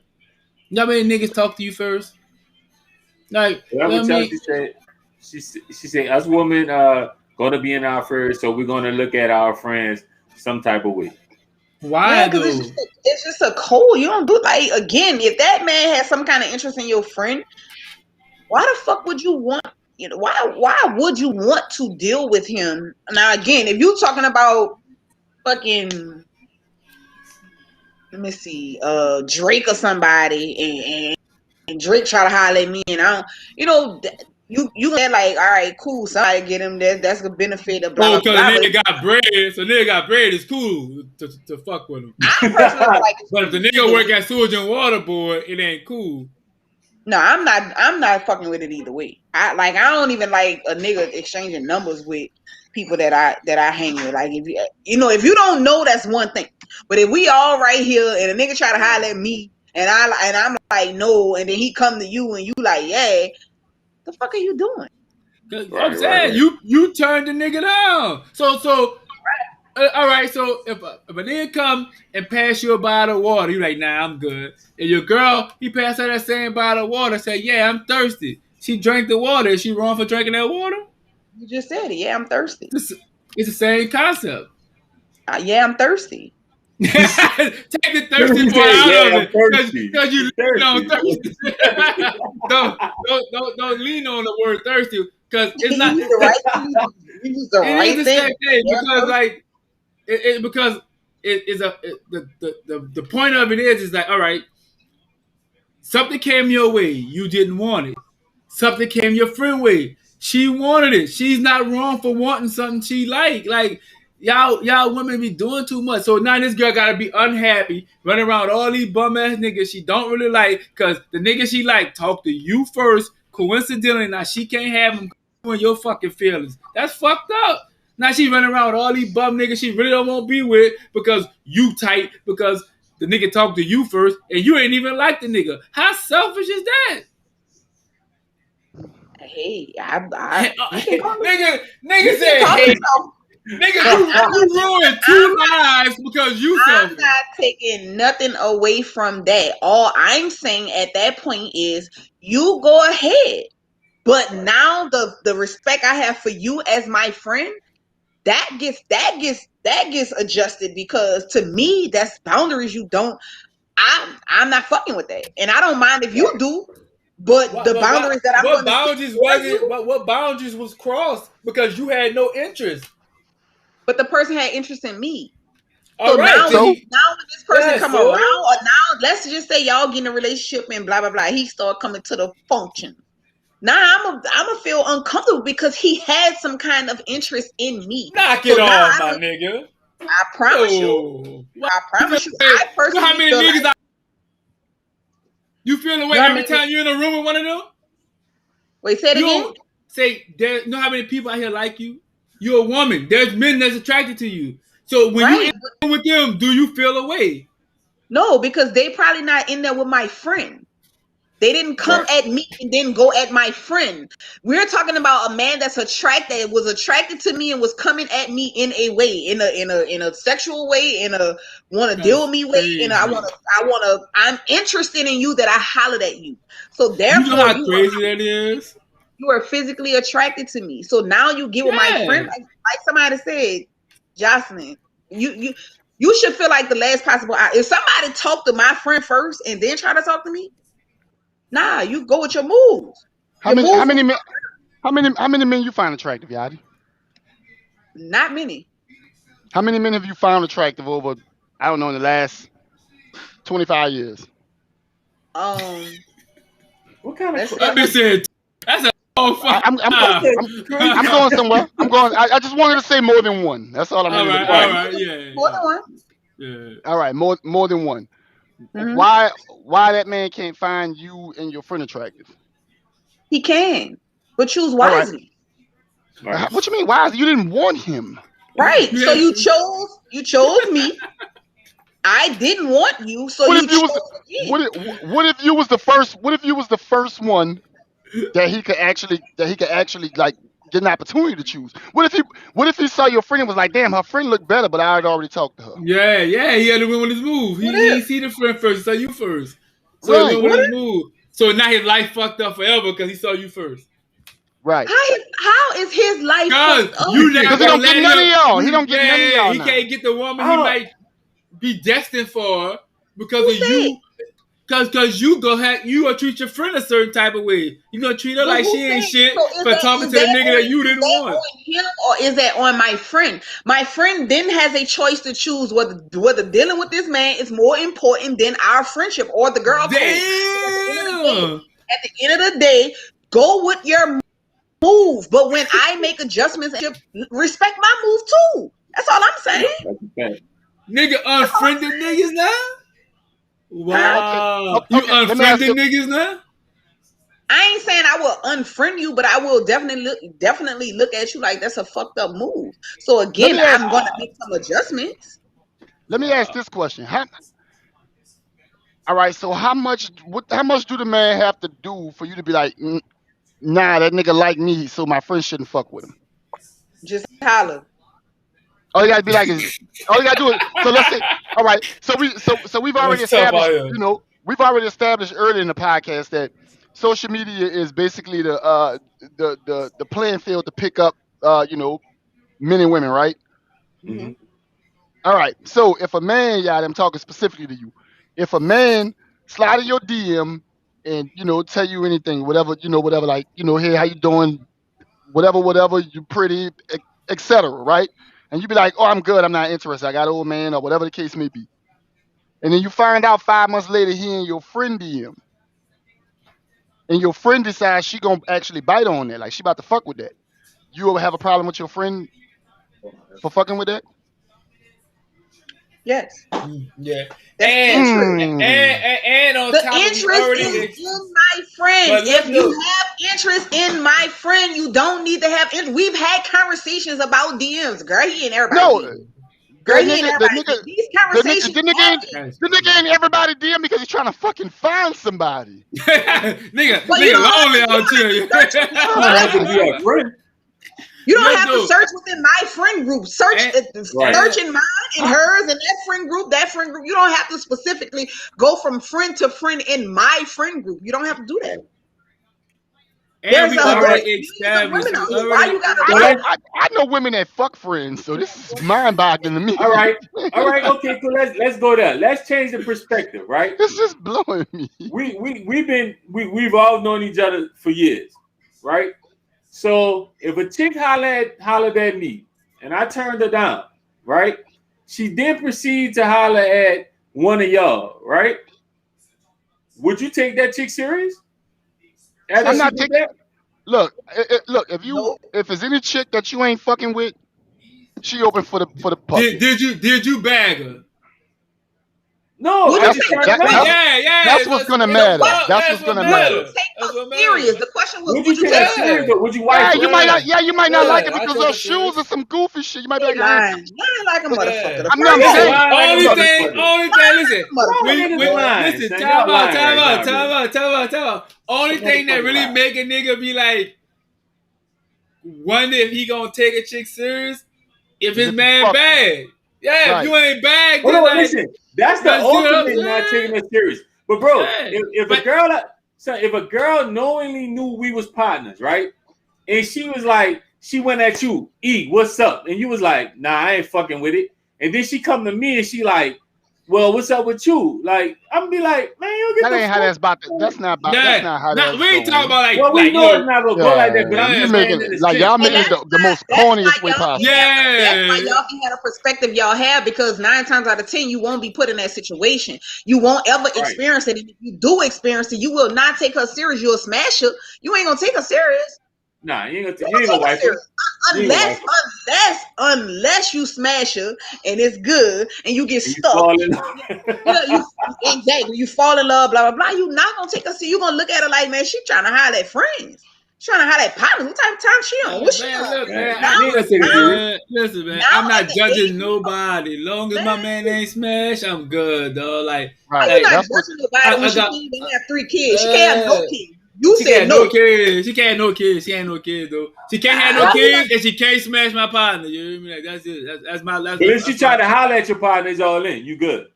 Yeah, like fuck. You know how many partners I done hollered at through the years? Fuck, that shit don't mean nothing to me.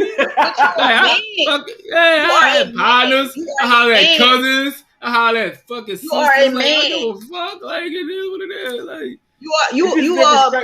The reason that you're doing that is for what? It's not because I'm trying to take any one of y'all serious. The reason that you're going holler at cousins and sisters and friends and this and that is for your own boost. It's all for your selfish benefits, of course. But at the same time, like, let's not act like we holier than thou now. Let's act like we haven't been there. We've been there. We've done fucked up shit in our lives. Can we all like receive it? Like, we've all done fucked up shit. But at the end of the day, like, I'm not the person to judge a person because she hollered at my partner. Yeah, she hollered at my partner. My partner say, oh yeah, she got at me, did I busted out? I'm like, nah, I can't fuck with that. Right. You know what I'm saying? That's different. Cause like now, like y'all got a situation that I'm uncomfortable with. You see what I'm saying? I'm not uncomfortable with y'all trying to holler at each other. What's the difference than me being uncomfortable with you having some kind of interest in my friend first, and then you're choosing me as a second option? That's thing number 1. Man, y'all don't even be liking y'all goddamn friends. Thing number 2 is if you have some kind of physical interest in my friend, what kind of uncertainty are you bringing into whatever we gonna have? Why y'all both can't just be pressure? Why y'all both can't just be pressure? The difference is, there's something physically there. You see what I'm saying? Between your situation, nothing's there. Nigga just hollered at you. You said no. You kept it pushing. He kept it pushing. He see your friend the next day. He shoot on your friend. She fucking with it. Let the people be happy. I ain't fucking with that. I ain't gonna lie.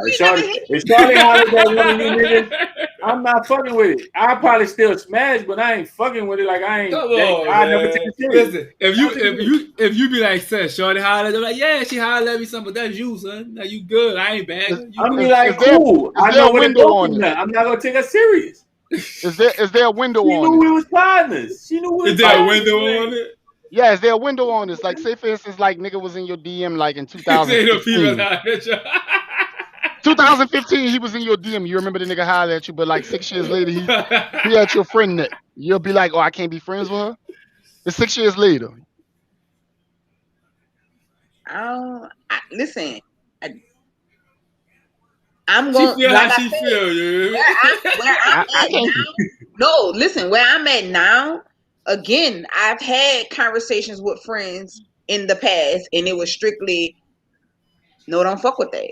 Like, my friends, because we have ran it. Listen, niggas be knowing you. That's her friend. Now, the situations where you don't know, that's something totally different. If you don't know, Right. you don't know. If the girl don't know, you don't know. That's something totally. I've been in those situations as well. But niggas will literally know and see you on pictures and see you out with these girls and know that you rock with them and will hit y'all up on different terms. Like he might have called me at the store. He know that's her friend. When I see her, I'm gonna catch her too. You know, you on a mission again for your own personal benefit. Now that's something totally different. If she come and say, "Oh, I be talking," and there's been times where it's girl, I be talking, "Oh, girl, I used to talk to this boy too." That's something totally different. If we're together and you know, whether it was 10 years ago or 10 minutes ago, if you know that 10 years ago this dude was in my inbox and you come and ask me again, now the place that I'm in, do you? From the bottom of my heart, I don't give no fuck about it. But if it's somebody that I'm not doing it, I'm just not doing it. Keep Chelsea comment right there. Mm-hmm. All right, I'll read that off. I'll still let her know. Girl, I remember him trying to holler from 2000. Yeah. That's 21 years ago, son. Because if your friend don't tell you to go ahead on with that childish ass shit, she ain't really your friend. You know how much you asking of your friend to not fuck with a nigga because he tried to talk to you? In 2000. That's a lot to ask for, son. You're not asking a lot. Remember, it's 18-1. It's 18-1, my nigga. It's 18-1. They got more women. They got more women that feel like this than y'all believe. So you, as a woman, you gotta let her know because it's a girl code. That's just like niggas. Right. Y'all got y'all codes that we don't like. Yeah, the code is don't fuck with nothing your partner used to fuck with. But if my partner never fucked with it and she was just interested in me, I don't give a shit. I told her no for a reason. Why do I care where she go next? So you gonna wife her though? No, he's not. What you mean? Am I gonna wife her? It depends on how. It depends how it flows. After knowing she liked your partner, like she wanted to get with him, he turned her down. Now she come to you knowing that y'all partners, and she trying to pursue something with you. You gonna take her serious? It depends on like when that occurred. You feel me? Like when that occurred, she can't holler at E. It was a 2-month span. Nah, I'm gonna be like, nah, you was just at my dog neck. But I'm talking about like if it was like I said, you can say no to that, but she can't say no to her girl and tell her like no, she cool? No. All right, feel me. If she tried to holler at E in 2015, right? E turned her down, right? Mm-hmm. I don't even know why E turned her down. E could have turned her down because he was in a relationship. Yeah, E could have turned her down because he was like, look, man, I ain't even really, I'm not. My mind ain't on that right now. I'm just focused on chilling me. Right now. Yeah, it could have been any reason. E could have turned her down because he thinks she poo. It could have been any reason. If she hollered at me 6 years later, you feel me? I'm going with my move if I like her. Fact. And I'm gonna tell you go with your move. Now if E slept with her. Yeah, I'm gonna tell you I'm fuck with it. Then I'm not fucking with that. Yeah, I'm gonna fuck with it. You feel me? If that was E old lady and she trying to holler at me, then I'm definitely don't not fuck fucking with that. It. Yeah. What if it was a girl that he slept with that he feel like it was just a smash thing, and he tell you? But I'm not going. I'm good still. But even if I just slept with, I'm gonna tell him nah. So don't fuck with that. You can hit that, but don't fuck with that. Nah, I'm good. If he slept with her, don't fuck with good. Nah. Because like, all right, this is the thing. Like we like legit, like we hang together, like we chill together. So like, if he bring her around and I bagged her, like that's uncomfortable as fuck. Like now my girl out here with this, that's fucked up. Like I don't want that. I don't want my piece fucked up. You know what I'm saying? I'm sure. What the fuck? We can't trade stories and shit and talk about the same girl. And that's your old lady. You know how like niggas be talking and this jokes and this shit. I'm like, yeah, such. And he be like, yeah, I had the same situation. Like, yeah, I know, nigga, I know. You see this, huh, Chelsea?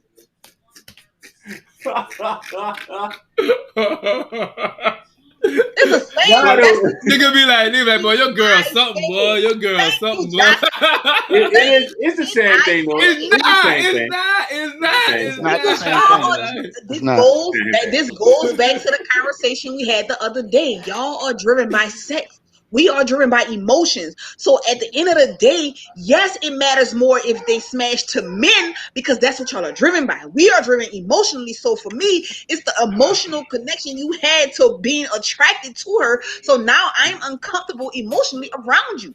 I don't want you What emotional connection you have because a nigga thought you was cute. Right. There's no emotional connection there. At the end of the day. Cap. It's cap. That's Cap. Yeah, this is Cap.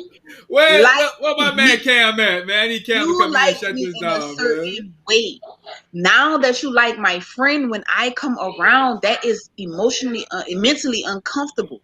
At the end of the day, I don't want to feel like you're looking at me. I don't want to feel like you still like me. You're still into me. You're still interested. If I was a girl on the other end, I don't want to bring you around that friend that you were interested in at one point. Where did the interest go? You know what they call that, Yadi? Yadi, you know what they call that? It's called maturity, my nigga. It's called grow the fuck up. You can call it what you want to call it. At the end of the day, if you're a grown ass man, since we talking about maturity, if you talk about it. Yeah, see, look at my man. I knew my man was coming when I need him. I knew he was coming when I need him. If you're a grown ass man, let's talk about right now. Talk about it. Let's talk about right now at this time. I'm 38. If you're a grown ass man, I'm supposed to be mature enough for you to holler at me today. We talking about today. We ain't talking about 6 right years now. ago. Right now. Now, you liked me first, right? Mm-hmm. Let's just say you didn't even see my sister when you first hollered at me. Let's just say you didn't see her. Now, when you see us again, I've already shot you down. You holler at her. We talking about 38-year-olds, 38, 37, somewhere around that age. You see me again, but I'm with my sister this time. You holler at her. Did your interest for me leave? Did your attraction to me go away? Did it just vanish because I said no? No, but this is the thing though, right? You really think that like so there's niggas right now that you've never talked to that you're attracted to, right or wrong? You'll see a nigga think he attracted, right? Right. So what that have to do with your girl? Like if he was attracted to you, he talked to you and you was like, nah, I ain't fucking with that. Then he meet your girl separately from you and she like him. Like, why you think that's anything more than him just being physically attracted to you? That's like we're all physically attracted to people. Again, we said if he holler at her and come around, I'm gonna feel uncomfortable because where did the physical attraction for me go? Where did it go? So you think men can't control themselves? What if you fell off? What if you fell off? Please say, what if you fell off? What in the middle? Put the number up, Rich. Put the number up. Fell off. Like, all I'm asking y'all is where does the physical attraction for the first person go? Where does it go? The first person might have fell off. It's still there, but people can control themselves. I ain't fall off. But look though, like I ain't fall off. Everybody on this camera knows somebody or be around somebody that they think attractive. That doesn't mean you gotta talk to them. What the fuck? Well, like we're grown. No, that's different between thinking somebody's attractive and actually hollering at the person. That's an act. Hollering at somebody is an act, bro. If you holler at them and nothing comes from that, and you talk to somebody else that's in her circle, that doesn't mean you still want her. You might think she's attractive. Yeah, she's cute, but like I'm on to this. I'm doing this now. Okay, so where does the attraction? You don't think it's a problem that same girl in that circle be like, oh well, she didn't want you. I'll take you. Like, and she not supposed to feel a way about that after you just hollered at a girl? No. Nah, that's crazy.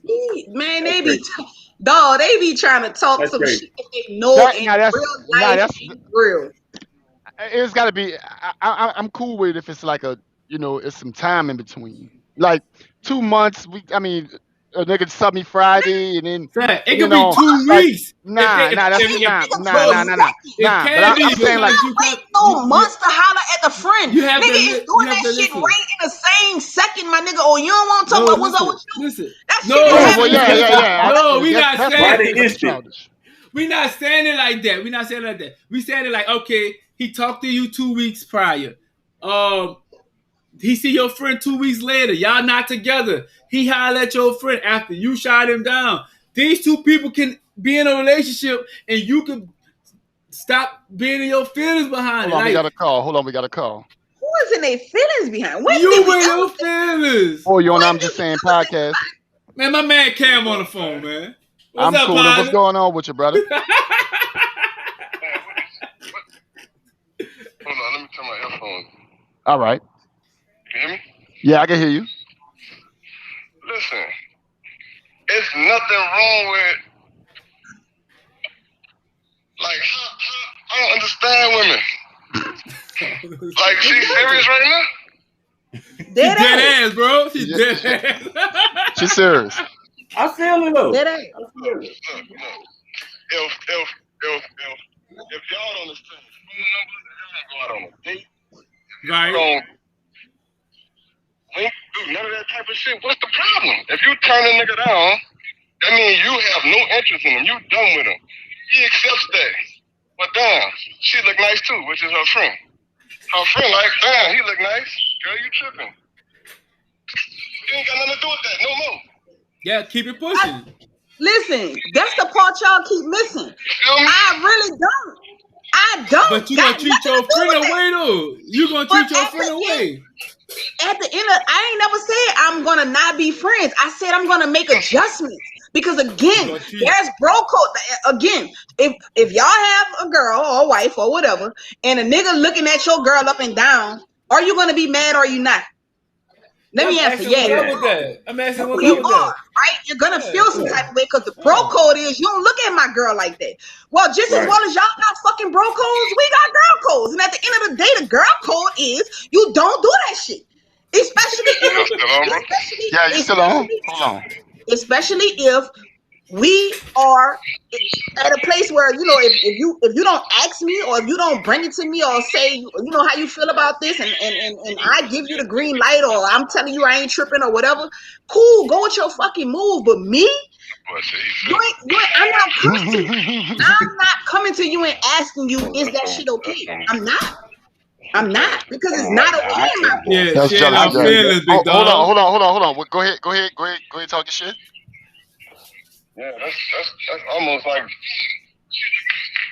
you trying to, so you don't want to see your friend with him because you ain't want him.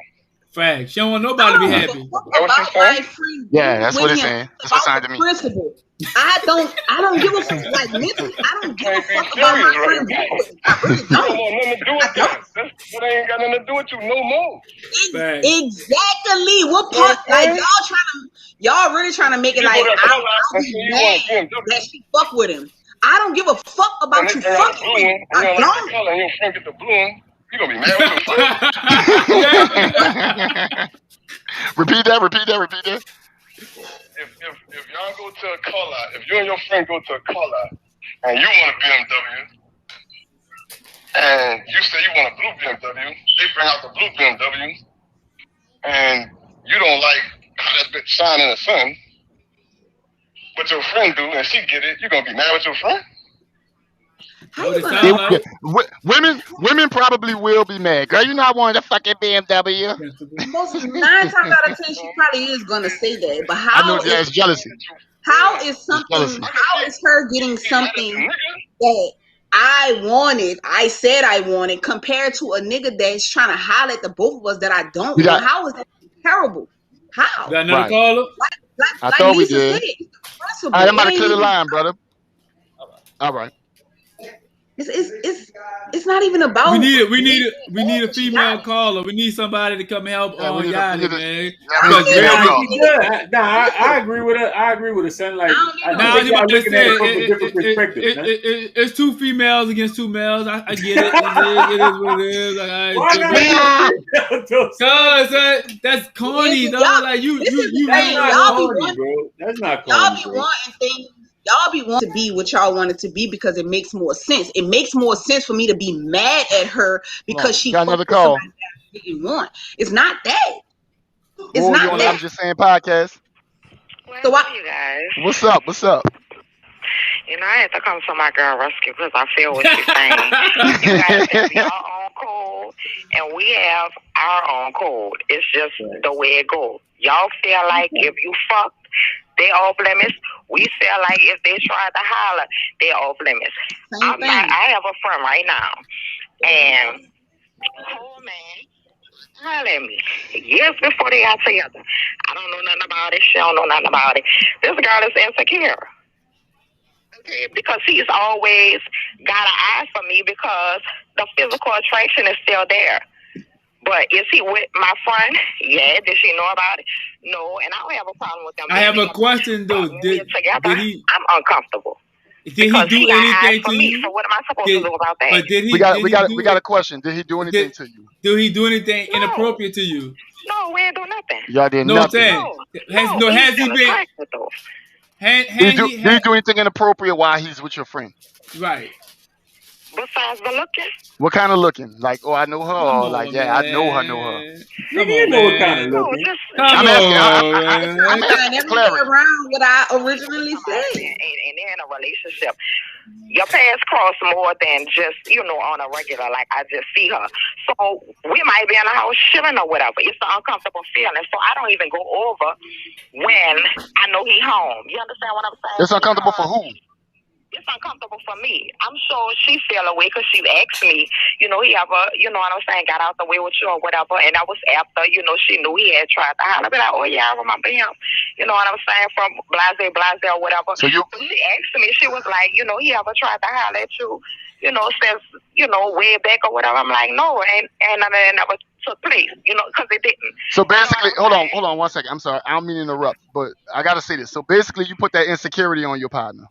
Facts. I don't think I did. I do. I see insecurity on him. I think you put that insecurity on your partner. Let me tell you. I'll give you a perfect example. Hold on. I'll give you a perfect example. All right. Say for instance, right? I live like, I don't know, 9 houses down from you, right? Okay. And I throw out a vacuum cleaner. That worked for me. It worked, but like, I don't want it. So I got a new vacuum cleaner, so I just threw that one outside. But your neighbor down the street don't have no vacuum cleaner. Your neighbor riding down, leaving the neighborhood and see you got a vacuum cleaner out there that look like it might work. So they scoop the vacuum cleaner up off your lawn. The vacuum cleaner go back to the house and they could use the vacuum cleaner. And you come down there by your neighbor and notice they're using your old thrown away vacuum cleaner that you don't want. You gonna feel like, you gonna have a problem with your neighbor taking the vacuum cleaner? That's not the same scenario. Yes, it is. No, it's not the same vacuum cleaner out that's been vacuuming nobody else germs in their house. I wouldn't want to bring that in my house. I would think they would be nasty. But why are y'all making people and y'all comparing them to objects and animals? Yeah, that's crazy. Because we are humans, we're not objects or animals. But it's something that you don't want. It's something that you don't want. She got the vacuum cleaner out the trash 9 times out of 10. They're not even friends. They just neighbors. So let me ask you this: why is it that when in mixed company with this guy, and when I tell you we had no conversation with this, you got a and it was like, yeah, I got a man. And a lie at the time, but I didn't want to holler. You know what I'm saying? I just didn't want to holler. So the fact that they was together, you know what I'm saying? I'm like, oh yeah, I done met him before or whatever, but it wasn't like on no serious shit, but it was still an attraction there. You ever heard of? To this day, have eyes, and I never, say, oh, he be looking at me all strange. I just stay away. You know what I'm saying? Because the physical attraction is still there. Now, whether he's gonna, act on it, I'm sure if I keep coming around and they having problems or whatever, it's a possibility. Why that man gotta be a scumbag? Why that man can't just be like? What? See, I feel like throughout this whole conversation, I think all the low she like cuz. No. No, I feel like sexual to a man, which that's his natural instinct to want to lay with women because that's what we here for. We here to reproduce. That's all. That's his. When he holler, when you look at a person and they physical and you holler, you're not thinking about, oh, I think she a nice person. I think me and her could get along well. You thinking about fucking. Well, how you think people get married though? How you think people become like spouses? It takes a lot more than sex. Okay, so basically you're telling me when men pick spouses, they don't think about is she a nice person, they just think about fucking? So you go out and pick spouses. When you meet somebody. Do women do the same thing? When women go out, and when women go out and men go out, and that man and that woman end up having sex after a night out, did that woman go out for sex or did that man go out for sex? Or did both of them go out for sex? The man. Absolutely. All right, so what are we talking about here? One could have been too real drunk and, you know. No, maybe it was just two people that want to. Why can't just be two? Why can't just be two people that want to fuck? Because she don't want to have accountability, bro. Right, no accountability, exactly. No accountability. It's probable that it would be the case. That's the thing, though. Your guy code that you have, like, okay, so if your friend smashed somebody 10 years ago, you know what I'm saying, and you done met this person, you don't know nothing about their relationship, you like her, you feeling her, or whatever, and your friend passed by and see, and he like, oh, I fuck. That's gonna change your feelings between each other. They've been physical. My friend has been physical. It should be okay, don't matter. Look, all right, so you telling me, so basically what you telling me is, you know, your friend a dude holler at your friend, 10 years later he holler at you, you don't know he holler at your friend, y'all fucking and getting to know each other in the whole nine, and y'all got feelings for each other. You telling me your friend saying, oh girl, you trying to holler at me in 2010, it's gonna change your feelings for him? Is they gonna change my feelings? Yeah, you the person that got him. Probably not. Well, that's weak-minded. I am absolutely not gonna have him and my friend in the same company. It's just not gonna happen. That's because in my head, I'm gonna be like, well, damn, he did. That, you know what I'm saying? that man could be deeply in love with you. That man could have liked her. That man could have liked her 10 years ago because she had a fat ass. Now she 5 kids later and she like a fucking beanbag. That man might not want your friend, but you shutting him down because. I don't know that.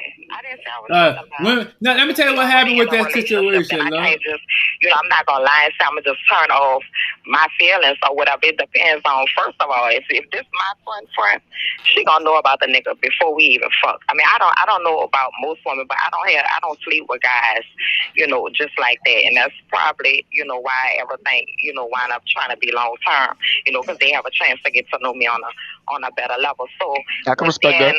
A couple of months, prior to us even being, like sexual or whatever, I'm sure it'll be done cross, in conversation. This is who I'm dealing with, and she's, have the liberty of saying, oh, he hollered at me or whatever, and then I make a decision. More than likely, I'm not gonna fuck with him because it's gonna be my girl. She gonna always be around, and I'm not gonna feel comfortable with them, in close quarters together, because I'm gonna just feel like, somewhere in the back of his head, he's still attracted to my friend. I wouldn't want her to feel uncomfortable, with being around us, because still in the back of her head, she know he done hollered at her before. I feel that. With the female thing, if you holler at my friend, I done had guys to do that too. We be right there together, and they be like, well, she don't want to holler, so what's happening with you? You know what I'm saying? That's trifling. That's little boy shit. It is.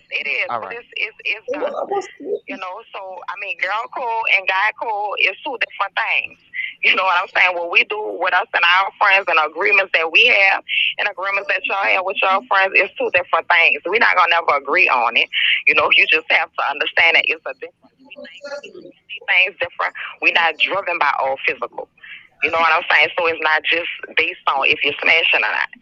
Okay. It's not just based on Man, it sound like y'all a bunch of haters, dog. That's what it sound like to me. All right. Y'all a bunch of haters. Y'all don't want y'all friends to be happy because y'all some miserable women. That's what it sound like to me. If the statistics show is 18 women to every one man, and you don't want your friend with this man because he tried to holler at you 10 years ago, you're a sad excuse of a woman. That's all I'm going to say. Jesus Christ. I'm just keeping it real, dog. It's 18 to 1. All right, let's wrap it up. Let's wrap it up and give our final assessments on the topic, of course. Me, myself, I say, nah, it's not cool. Don't fuck with you. Like, if he hollered, it's a no-go any kind of way, shape, or form on both ends. That's my opinion on it. How you feel about it, Kev? It depends on when and how. Like, if you telling me this person hollered, I need to know more details. This person slid my DM. All right, bet. I don't give a fuck. You feel me? If did you entertain the person? Yeah, we used to be joked out on the phone. All right, I'm good. You feel me? You fucked up? Hey, I'm good. But they just tried to holler back in 2010. It's 2021. It was 11 years ago. I'm straight. Right. What about you, Yanni? No, I ain't fucking with that. Yeah, I feel you. All right, E. Man, you already know, dog. I ain't got time for these self-destructive women that's destructing their friends' life too. How you gonna blow your friend life up too? That's some fucked up shit. You don't want to be happy, and you don't want your girl to be happy either. Boy, you women, boy. I need to start a counseling session for these women. That's like, girl, I don't. That's like, girl, I don't like that dress. Well, I do like that dress. And the chick buy it, now you mad because she didn't bought the fucking dress. And she telling all her friends how stupid ass bought that ugly ass dress. Right. So why can't your bros look at your wife then? Why can't your bros look at your wife then? Why? What you mean look at my wife? Look at your wife in a provocative way. They can if they want to lose their life. Fuck, they can. It's eyes. It's just we got big guns. They can play with me if they want to. Why are you insecure about a look? Why are you insecure about a look? It's just a look. It's respect, man. It's respect. Yeah, she's mine. Okay, so at the end of the day, but the nigga not yours though. At the end of the day, you didn't want him. Listen. Again, in a friendship, right? If you can feel that way, your bro should be able to size your girl up. He ain't touching her. He ain't doing her nothing. He ain't harming her. He ain't taking no move. That's how you know you losing the debate when you go to those drastic matches. Cause you know one thing. If you with a nigga, your girl ain't gonna look at him crazy. Now, at the end of the day, like if I'm with a girl and my partner know that's me, and he decides to be like, oh, he want to size up, then he disrespecting me. Cause that's me. Right. And he know that. Right. So then I gotta handle that. You know what I'm saying?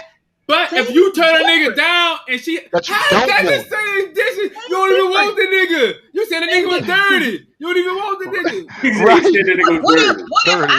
What if I don't want him because I'm in a relationship? What if I don't want him because I'm with him because you might like the nigga? Right. What if? I got you. I got you. I get it now. Tell your friend that. Be like, yeah, I was digging the nigga, but I ain't fuck with him because I was in a relationship. I'm saying that to say you're saying that's your girl. So I'm like he said, I'm changing the narrative of it. What happens when I don't want to fuck with him because I can't? What happens when I don't? So is that tell your girl that. Tell your girl that. You to go for. I can't fuck with him. I'm married. Now your girl knows. Tell your girl that because now your girl know that you was actually feeling him. But if y'all like I said, y'all want to make the shit about what y'all want to make it about because that's easier. No, it's toxic. You would rather say I'm mad with her because she's dealing with him. I'm not mad with her because she's dealing with him. I'm mad with her because it's a disrespect to the girl code. That's the problem. Again, let me ask you a question, Yanni. But why is it okay for her not to deal with him if he hollered at me? But if I'm feeling him, or if I was feeling him, and I still can't talk to him, I'm married. Yeah, but your feelings were still because you were still somewhere you were still emotionally invested. You need to respect your emotions. Long as it's just him that's emotionally invested. No, you. Use who I'm talking. No, use who I'm talking about. All right, let me ask you a question. If an ugly, dirty bum nigga walked up and was like, yeah, in 2012 he was trying to holler at you. And then in 2019, he meets your friend and holler at your friend, and your friend actually be like, I'm going to clean this nigga up. We're going to get him right. I'm going to fuck with that. You'll feel some type of way? Listen, if he wasn't a bum and I absolutely don't want him and my friend talks to him, you're going against the girl code. It doesn't matter whether he's a bum. It doesn't matter whether he's rich. It doesn't matter whether he's mediocre. It doesn't matter whether he's average.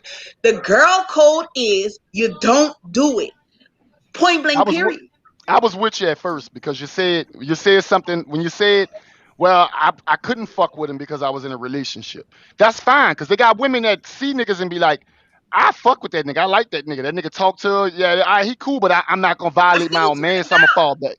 I still turned him down. I still can't deal with him. I still don't want him. But that's fine. That situation is she can't fuck with him. Even though I'm still not fucking with him. Even though I still can't fuck with him. All you gotta do is tell your girl that.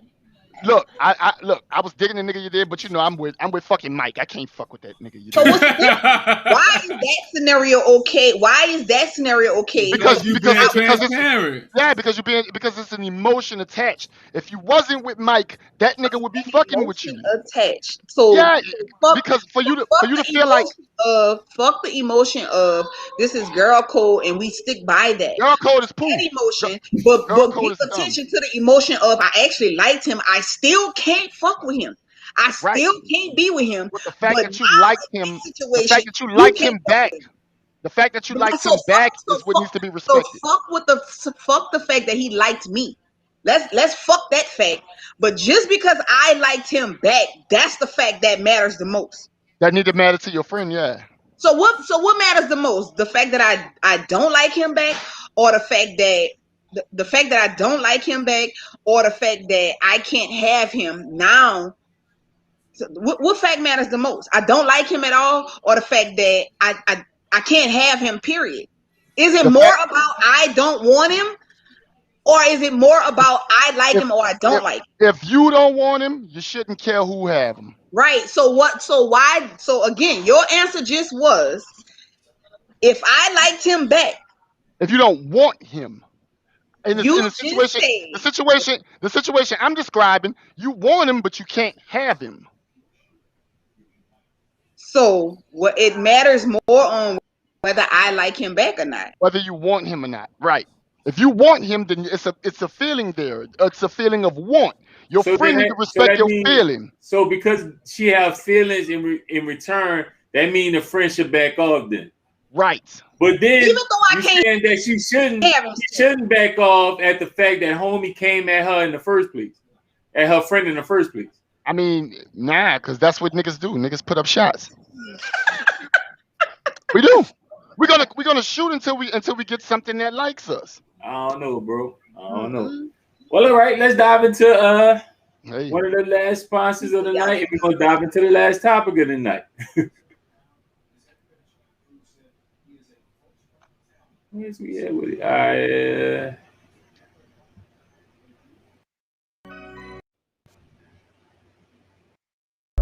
Have you checked out Beauty by Bonnie yet? No? Well, you should, because right now they are offering body sculpting sessions, 3 for only $150. Also, they do wig installations. They also do frontal and closure installations. You'll leave out the salon looking snatched. I'm talking scalp. Don't forget, they also do makeup applications, and they make custom units that you can wear out the same day. So go check them out. All right. Let's dive into one of the last topics of the night. Oh, you still on it? You hear it, huh? The topic is: are women too manly? When we ask that question, we asking when we're talking about the independent woman, the I can do it on my own type of woman. Like, do she become so like invested in being so independent and so man-like that she begins to hate on anything that's outside of that? I think I explained that right. That's right? Yada, that's close. That's good enough. Are you explaining it because it's really your topic? I'll let you explain. Women, they have a lot of women that feel like we the new men, or are we so manly that the man feels like he's dating a man, sort of say? Like, can it be to a point, and that goes back to the question of why are so many independent women single? Do you become so independent, so aggressive, so manly that the man is uncomfortable with continuing to deal with you because it's too manly feeling? Like it's too masculine. All right. So with that being said, let's start it off. I'll start this one off. Yeah, Red, jump in there, Red. I'll start this one off. I think it can be. I think a lot of times women get so invested in like we're gonna say manly, I wouldn't say, but you get so invested in I can do it myself, I don't need him, which one that you sight of how a relationship naturally supposed to go. Like like people don't like to use gender roles as like in specific, especially these days. Everybody like to throw away out. Nah, anybody could do this, anybody could do that. But let's keep it real. Like at the end of the day, a man wants a woman that's gonna be a woman, like, and gonna let him be the man in them situations. And if you can't get adjusted to that mindset to understand that you still can be successful, you still can do your thing, your man can still be supportive, but you got to understand that he's the man and treat him as such.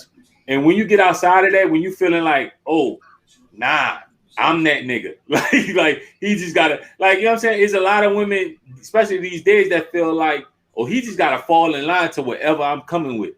That's not, I don't think that's productive for a man that's trying to, like, that a man, actual man, being in a relationship with who's supposedly be a woman in that situation. I don't see that being something that'll benefit either one of them. Actually, she actually needs somebody that's just trying to tag along, and like at most part she need a puppet or some lame nigga that's gonna do whatever she want to do. She gonna treat him bad. She gonna talk to him bad. It's gonna be a whole different scenario. A real man not gonna stand for that. So in that case, I think at times, especially these days, some of them are like that. So E clapping, let's dive into E. How you feel about it, E? Man, look, these little independent dykes, man, better get out of nigga face. Nigga ain't got time for these fucking these self-proclaimed strong independent butchers. I ain't want to hear that shit, man. Fuck out of here, man. Look, at the end of the day, like, nigga ain't knocking you getting your paper. You know what I mean? Nigga ain't knocking you being a boss. But at the end of the day, like, your man gotta be your man. You gotta respect that. Like, at the end of the day, if you won't be a nigga, then go be a nigga. Like, get the fuck on. Like, if that's the case. But like, don't want to be a nigga and a chick. Oh, I won't be a nigga, but I want an old man too. Like, no, get the fuck. Like, it's either or. Like, and women gotta understand. Like, we get it, y'all strong. We get that. We get y'all about y'all paper. We get that. But at the end of the day, if you got a man, let that man be the man. Like, I ain't even big on the Bible, but does the Bible say something about, like, let the man be the head? Like, let the man be the man. Like, y'all can't even do that right. Y'all just fuck up everything. It all started with that fucking apple, dog. When Eve made Adam eat that fucking apple, everything been fucked up ever since, dog. Like, the beginning of time, my bro. Yeah, dog. Women always been a nigga downfall, son, but fuck, it is what it is. All right, we're gonna jump to you. Yada, how you feel about it? She know I ain't capping. She know I ain't lying. She know. Nah, I definitely agree with you.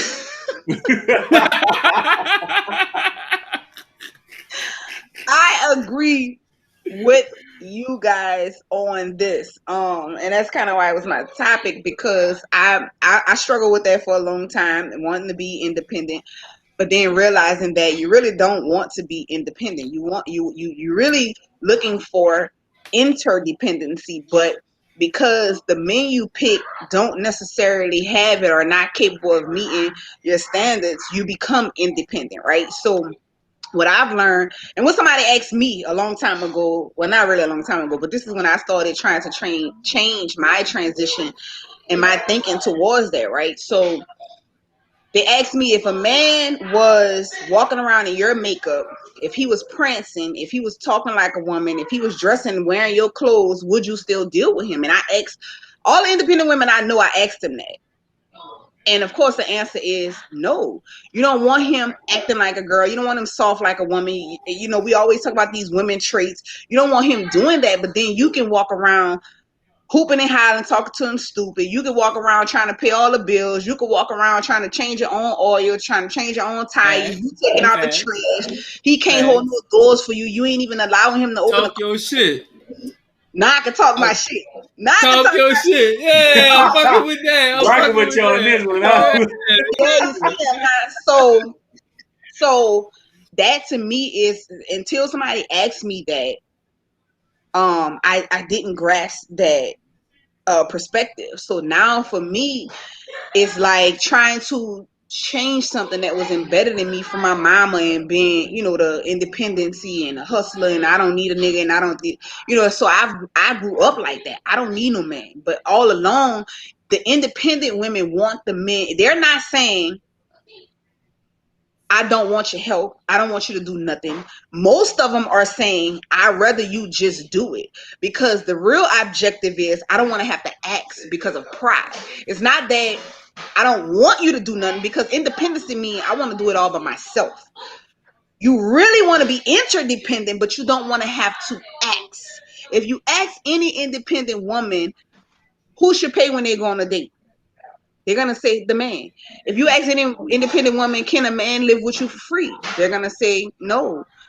My thing was, I preyed on men that were in a struggle because, like you said, that's the only ones that's going to allow me to talk to them stupid, that's going to allow me to overpower them, that's going to allow me to dominate, that's going to allow me to be the man in a situation because you need me for something. And if that something is a place to stay, if that something is I got a bad looking chick and I don't think I deserve that, no matter what that something was, to me, I kind of went with men that would allow me to do that in some way, form, or fashion. Whether it's financially, you can't take care of me and my 3 kids, so I'm a deal with her because she's gonna allow me not to financially, she's gonna allow me not to financially have to help, or I'm comfortable here because I don't have to pay the bills, I don't have to help her, I don't, because she got it, so. Yes, I do think women have come to a place of, if we and I say we because, again, I'm not fully there. I still struggle with some of the things, but I'm not where I was. My perspective is totally different. I always felt like I was belittling myself if I had to come down. But now what I feel like is you can be dominant in your female stance. You don't have to be dominant in the whole relationship, because now that means you're trying to be the woman and the man.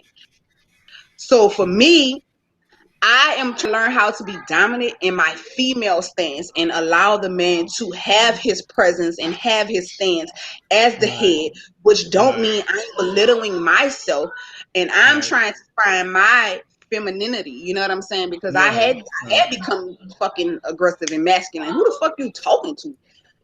And another thing somebody asked me was, what's the difference in how you talk to that man and how you talk to your son, your child? There was no difference. So I'm not even respecting you as a man because I feel like I wear the pants. Nigga, I make the money, I pay the bills, I drive my own car, everything in this fucking house I pay for. That was my power. And if I allowed you to do any of that, you were stripping me of my power. And then that would mean I can't talk to you stupid. Then that would mean I can't, handle you any kind of way because my power is gone. So I want somebody to come live with me because this is my power. Right. You know what I'm saying? Right. So you're the king in the jungle over there. Yeah. I feel what you're saying. And, but like post Cam last comment, and that's real though. Like a lot of people need to like learn how to be less prideful. Like and I said this last podcast. Women are super prideful. Like that's one thing that I've learned over these years. Like women gotta learn how to be less prideful. Like, you know what I mean? And I applaud you for understanding where you need to develop at and working on it. Like it take a lot for a person to evaluate themselves and be like, you know what, I need to correct some shit. You think what I'm saying? So especially a successful woman, because usually in those instances you get to a point where it's success, and when you're doing your thing and you seeing things coming on your own without the help of anybody, you assume that like, yo, I got the recipe. Ain't nobody can tell me nothing about this shit. And right? It's when you become mature and understand. That's what makes it that much harder to overturn it, because I've done it for so long. I've took care of myself for so long that I don't know what it feels like for somebody else to take care of me. But that's not because like somebody said, I think that was Jocelyn said, because we have to. We don't have to, we choose to, because that's the men we're choosing. There are men that will handle business. We ain't choosing them. Why? Because that man is going to strip the power away. He don't need you. He don't need your car. He don't need your money. He don't need a place to stay. So what else now? Now you got to find a different approach. And at the end of the day, they have hundreds of men that'll handle it. Kev got something to say. All right. Take care. I heard enough. I heard enough. I heard enough. Ain't heard enough. From the whole topic. Check this Go out. ahead. All right. Handle your business, big dog. In the words of the legendary Jermaine Cole, pride is the devil. Mm-hmm. You feel me? Pride is the devil. All right. And usually people struggling with pride is usually associated with the male gender, but in all actuality, it's really the female gender that struggles with pride the most. I agree with a lot that Yachty said, but at the same time, like, ain't no man gonna strip you of your power. That man just not gonna fuck with you. You feel me? He not gonna be like, he not gonna make you relinquish your upbringing. Like, this is a way that women have been conditioned to be, and it's not even our women's fault. I don't blame our women for this, honestly. You feel me? It fall on us men, but it ain't even our generation of men it fall on. It fall on the generation of men before us. All right? Them niggas fucked it up for us. The generation of men before us fucked up. A lot of people our age don't have a relationship with their father. You feel me? That's not. It is what it is. They don't have a relationship with their father. I'm not gonna lie. I'm blessed to have a relationship with mine. But a lot of men my age, a lot of my friends and peer group, they don't have relationships with their fathers. I can credit that to the crack, epidemic. I could credit it to, the Section 8 shit where they get the man out the house. Everything fell in line to where men got removed. And our women, our group of women were forced to be strong, independent women. You don't hear white women saying, I'm a strong white woman. You don't hear Asian women saying, I'm a strong Asian woman. You don't hear no other ethnic background saying, I'm a strong type of woman. You feel me? Only our women. So I don't blame y'all. Y'all been conditioned to be like this. And when you get a nigga who got this shit together, or even if a nigga that got the right mindset to have this shit together for y'all not gonna relinquish that power because y'all been conditioned y'all whole fucking life to be strong, black, powerful, and we don't need shit. So you'll just find you another weak nigga. You get you another beta ass male, another duck nigga, and be like, oh, well, this nigga doing too much. You feel me? Right. He the problem. This nigga this nigga trying to do too much. Right. I gotta stop fucking with him. Whole why the nigga trying to better your whole lifestyle. You'll stop fucking with him. Go get you another little quack ass nigga. You feel me? Go walk around. You did. Yeah, but you gotta reevaluate yourself, though. You gotta be able to evaluate yourself and understand when something's not working. You see what I'm saying? Like, it's conditioning, bro. They can't do nothing about it. It is what it is. You can do something about anything in life. Fuck you mean? No, I mean like on a willing. I mean like on a willing tip. Yeah, you can do something about it if you once you identify that this is an issue. Yeah. But I mean, how many people actually identify that they got it? The easy cop out is just niggas ain't shit. Yeah. Yeah, but what happens with that? Go ahead. I was about to say what happens with that is you get with the weaker man because he's gonna allow you to do these things, but then you make him so weak. You make him so weak that he becomes a weak bitch ass nigga. So you're breaking him down, and like somebody what definitely made me change my perspective was you create I call them bum ass niggas. You create the bum ass niggas, like and I don't do that anymore. But that was my term back then.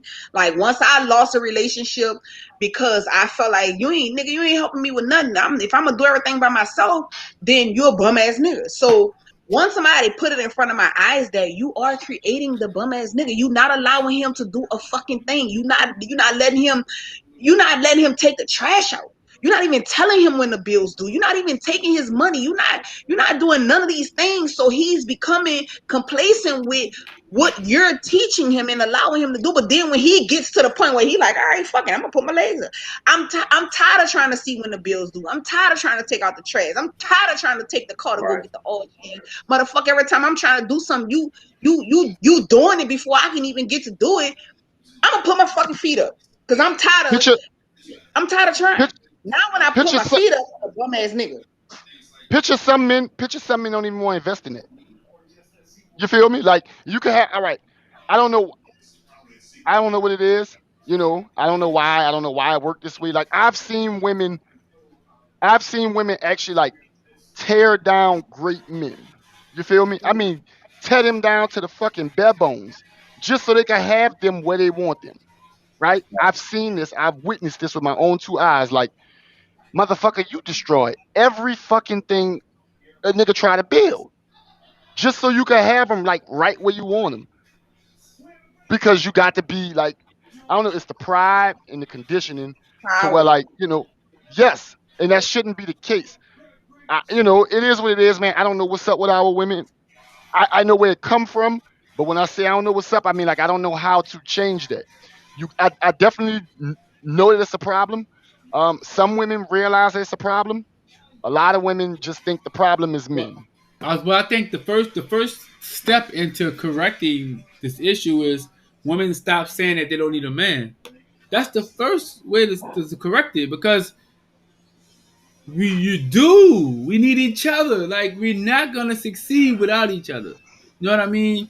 And you have to change that mindset. Like, when you have these mindsets, I could do it all by myself. Like, yeah, you can be successful by yourself, but you'll never reach the peak that you probably could have hit if you had a team with you. You see what I'm saying? And that's what it's about. But they was taught this, E. They can't. Yeah, but you have to break it. You know how much shit that we were taught that was wrong that we had to correct, my nigga? A fact. Like, me and my wife have long talks about how I was taught a lot of shit because the niggas I looked up to were 18. So imagine what an 18-year-old telling a 13-year-old.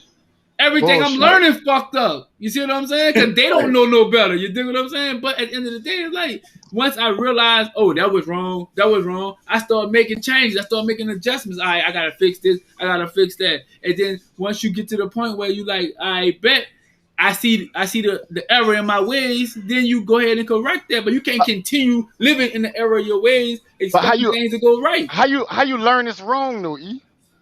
By growing, my nigga. Right. Usually from some type of mistake, though, right? Yeah, what helped me to understand something? It was me. I lost 5 relationships, and one of them to be one that I thought was perfect, fucking phenomenal. And when I lost that one, I'm just like, wait, hold the fuck up.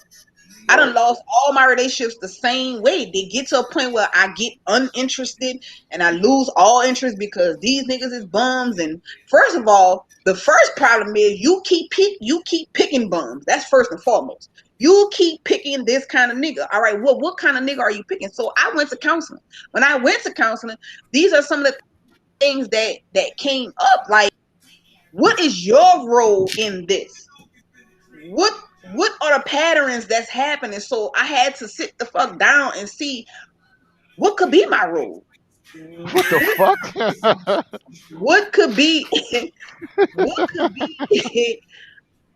could be my role in this, and what are the patterns? And the patterns was just like, all right, all my relationships in 4 years. After so long, I started feeling uninterested. After this, a lot of it was me. You got to recognize what's the issue. You dig it? If it's you the issue, you got to start making changes. And like, we can't continue. We can't continue to have a problem and not address come up with make an adjustment and come up with a correction for the problem. Like, that it's pointless for you to sit there and say, you know what, all my relationships failing. They all fell in the same way, and I ain't the problem. It's them the problem. You know what I mean? Like you gotta be able to internalize, like, and be like, do a self-diagnosis on yourself. Like, this what I tell people all the time. Like, everybody want to be in love. You gotta know who you are, my niggas. Like, you gotta figure out who you are before you can love anybody. So until you realize who you are and what you need and what you want from someone else, like, you wasting your time because you don't even know what you want. You don't even know what you like. Right. Because you don't know yourself. Yeah. So you got to figure that out. And I agree with you, because the craziest thing is people don't understand is, like, change comes from within. A person can give you all the information you want, can set up anything you need, but if you're not ready for that change yourself, like, it's not going to happen regardless. So, like you said, the first thing is understanding, like, yo, what the fuck is going on?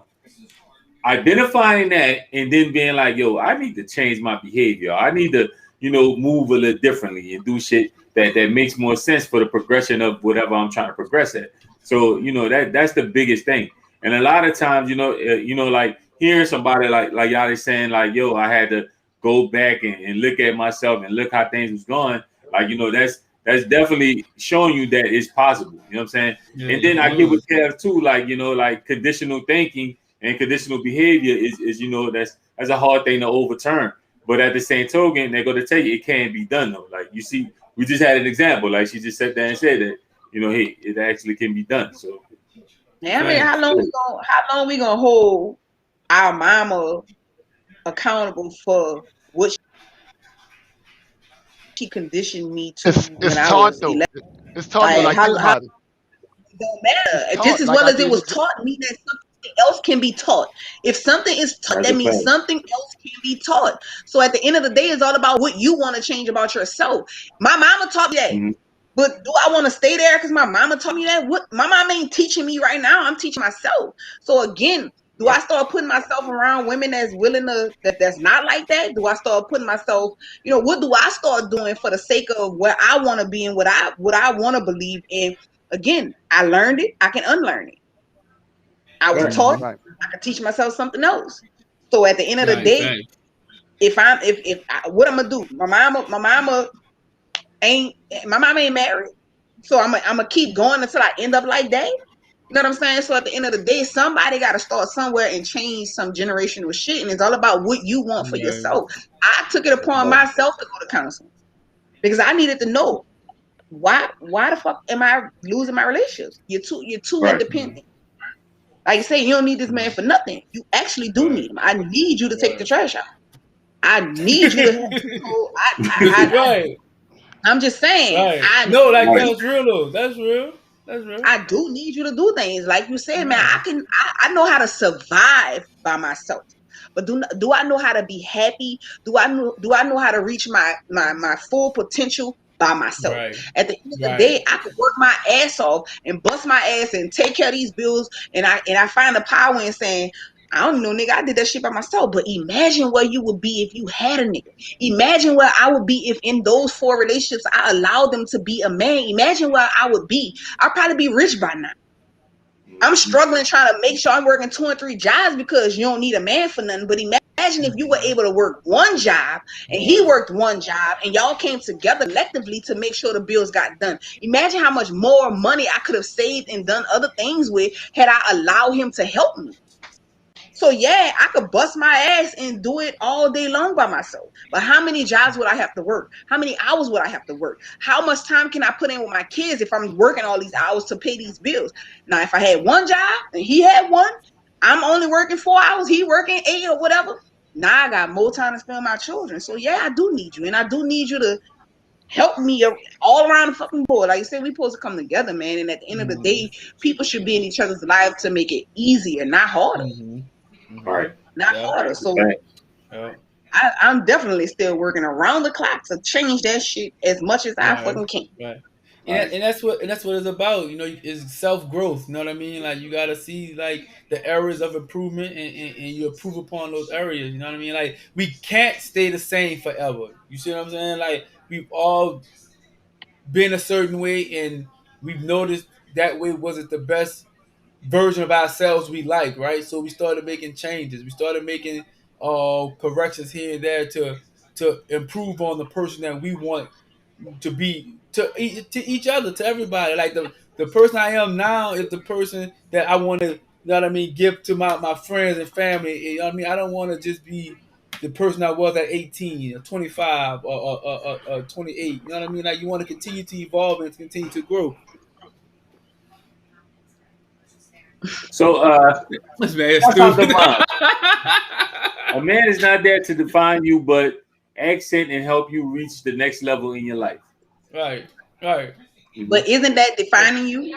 Isn't that if a man can help you reach the next level in your life, is that not a part of defining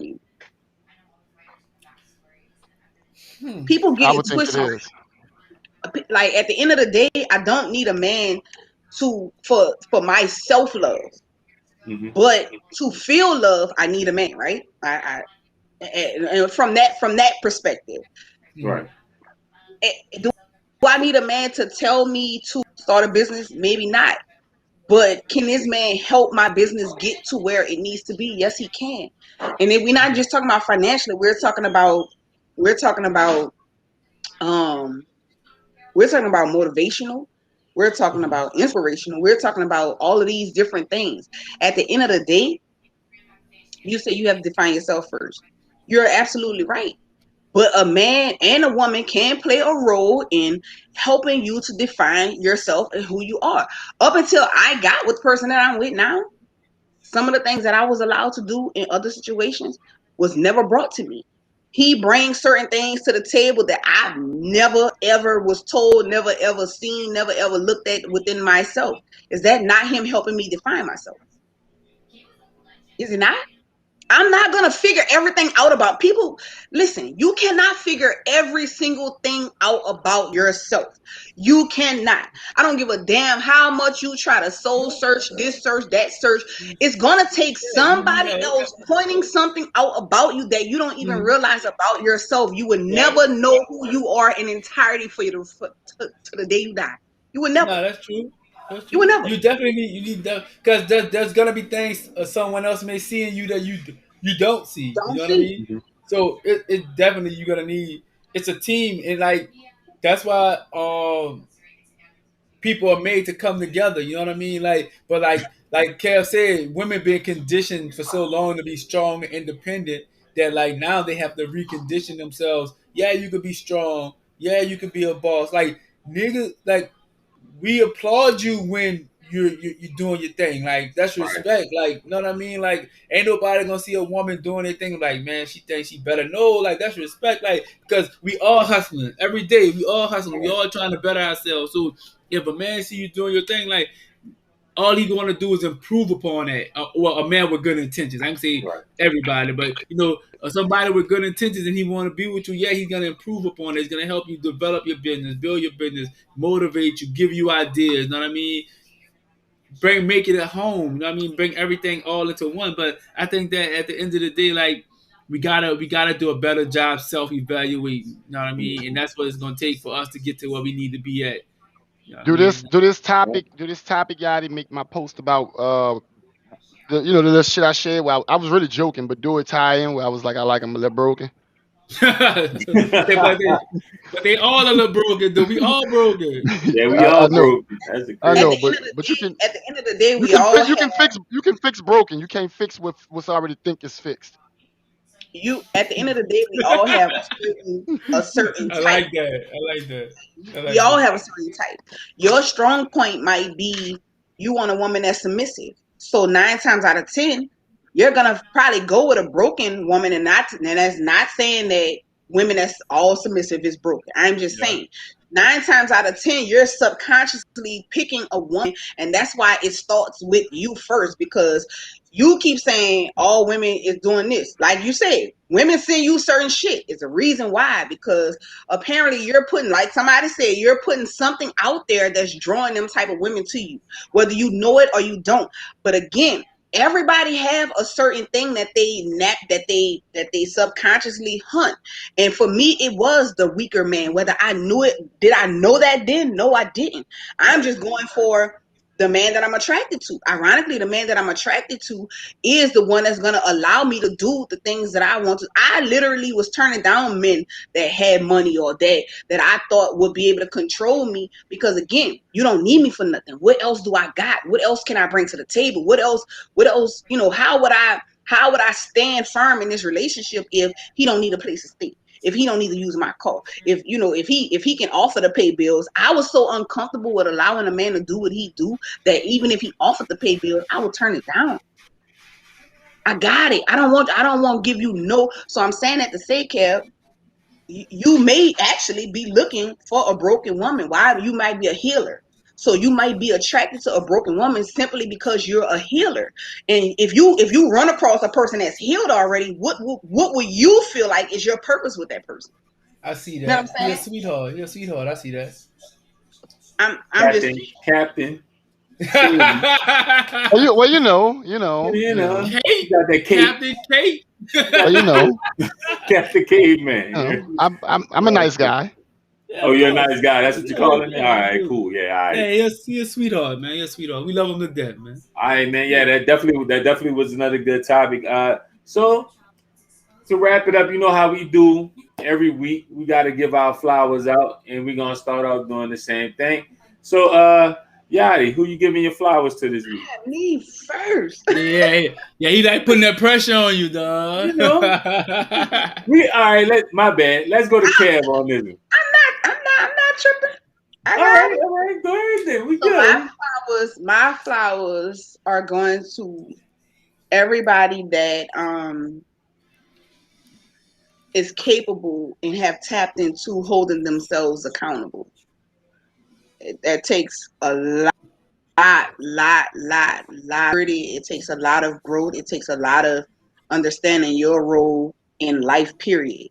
So I'm giving my flowers to anybody that can hold themselves accountable and actually create solutions to what they're holding themselves accountable for. I humbly accept those flowers. Yeah. So go ahead, you accepted flowers. Go ahead and tell us who you giving your flowers to, Kev. To be honest with you, man, I had a really, really long week. I got a lot going on. I had a long week, bro. Like I've been like mentally and emotionally all over the place all week. So I give my flowers to you, Reg. I give my flowers to you, E.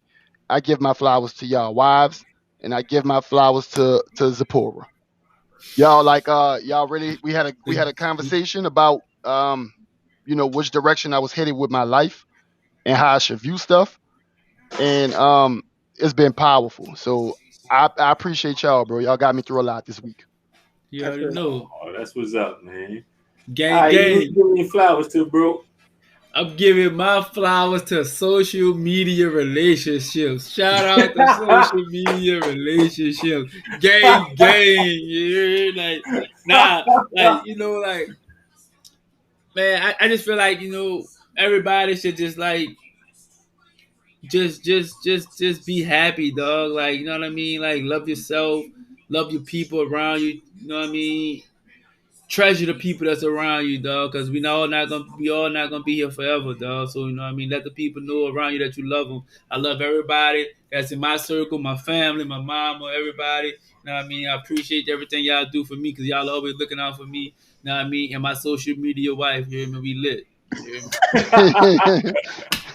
Oh man, yeah, man. I got a couple flowers I want to give. I want to give some flowers to my wife, of course, because we like it's not like having a support system with you, and to make sure that you doing your thing. Because as much as you think sometimes that it is not there, it's always when you missing it that you realize how much you actually have it.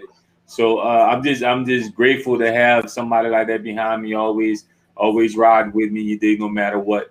You know what I'm saying? Then I also want to give my flowers out to y'all, man. I appreciate y'all, and I'm constantly motivated by y'all. Like, so I appreciate y'all and give y'all my flowers as well, man. Like all y'all doing your thing, constantly successful, finding new ways to do stuff, hustling, doing whatever it takes to get it done or whatever. And I love seeing like the growth in everybody. So I'm giving y'all flowers as well. As you too, y'all. We just got cool with each other with the what's coming. But I seen your hustle, man. I seen you got your hat and a lot of stuff trying to get it.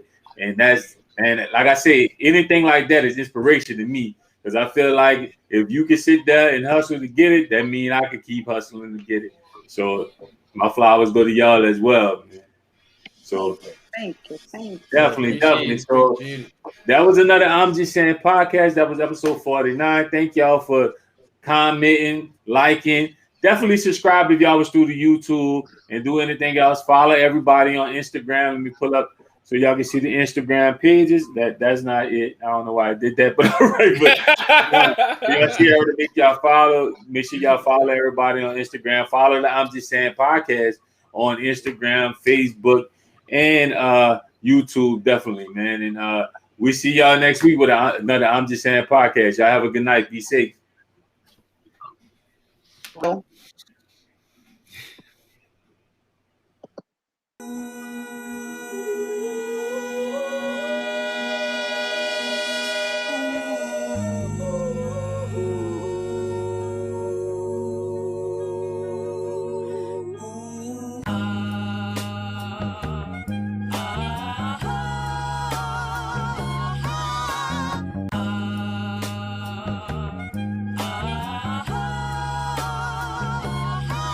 Sayin.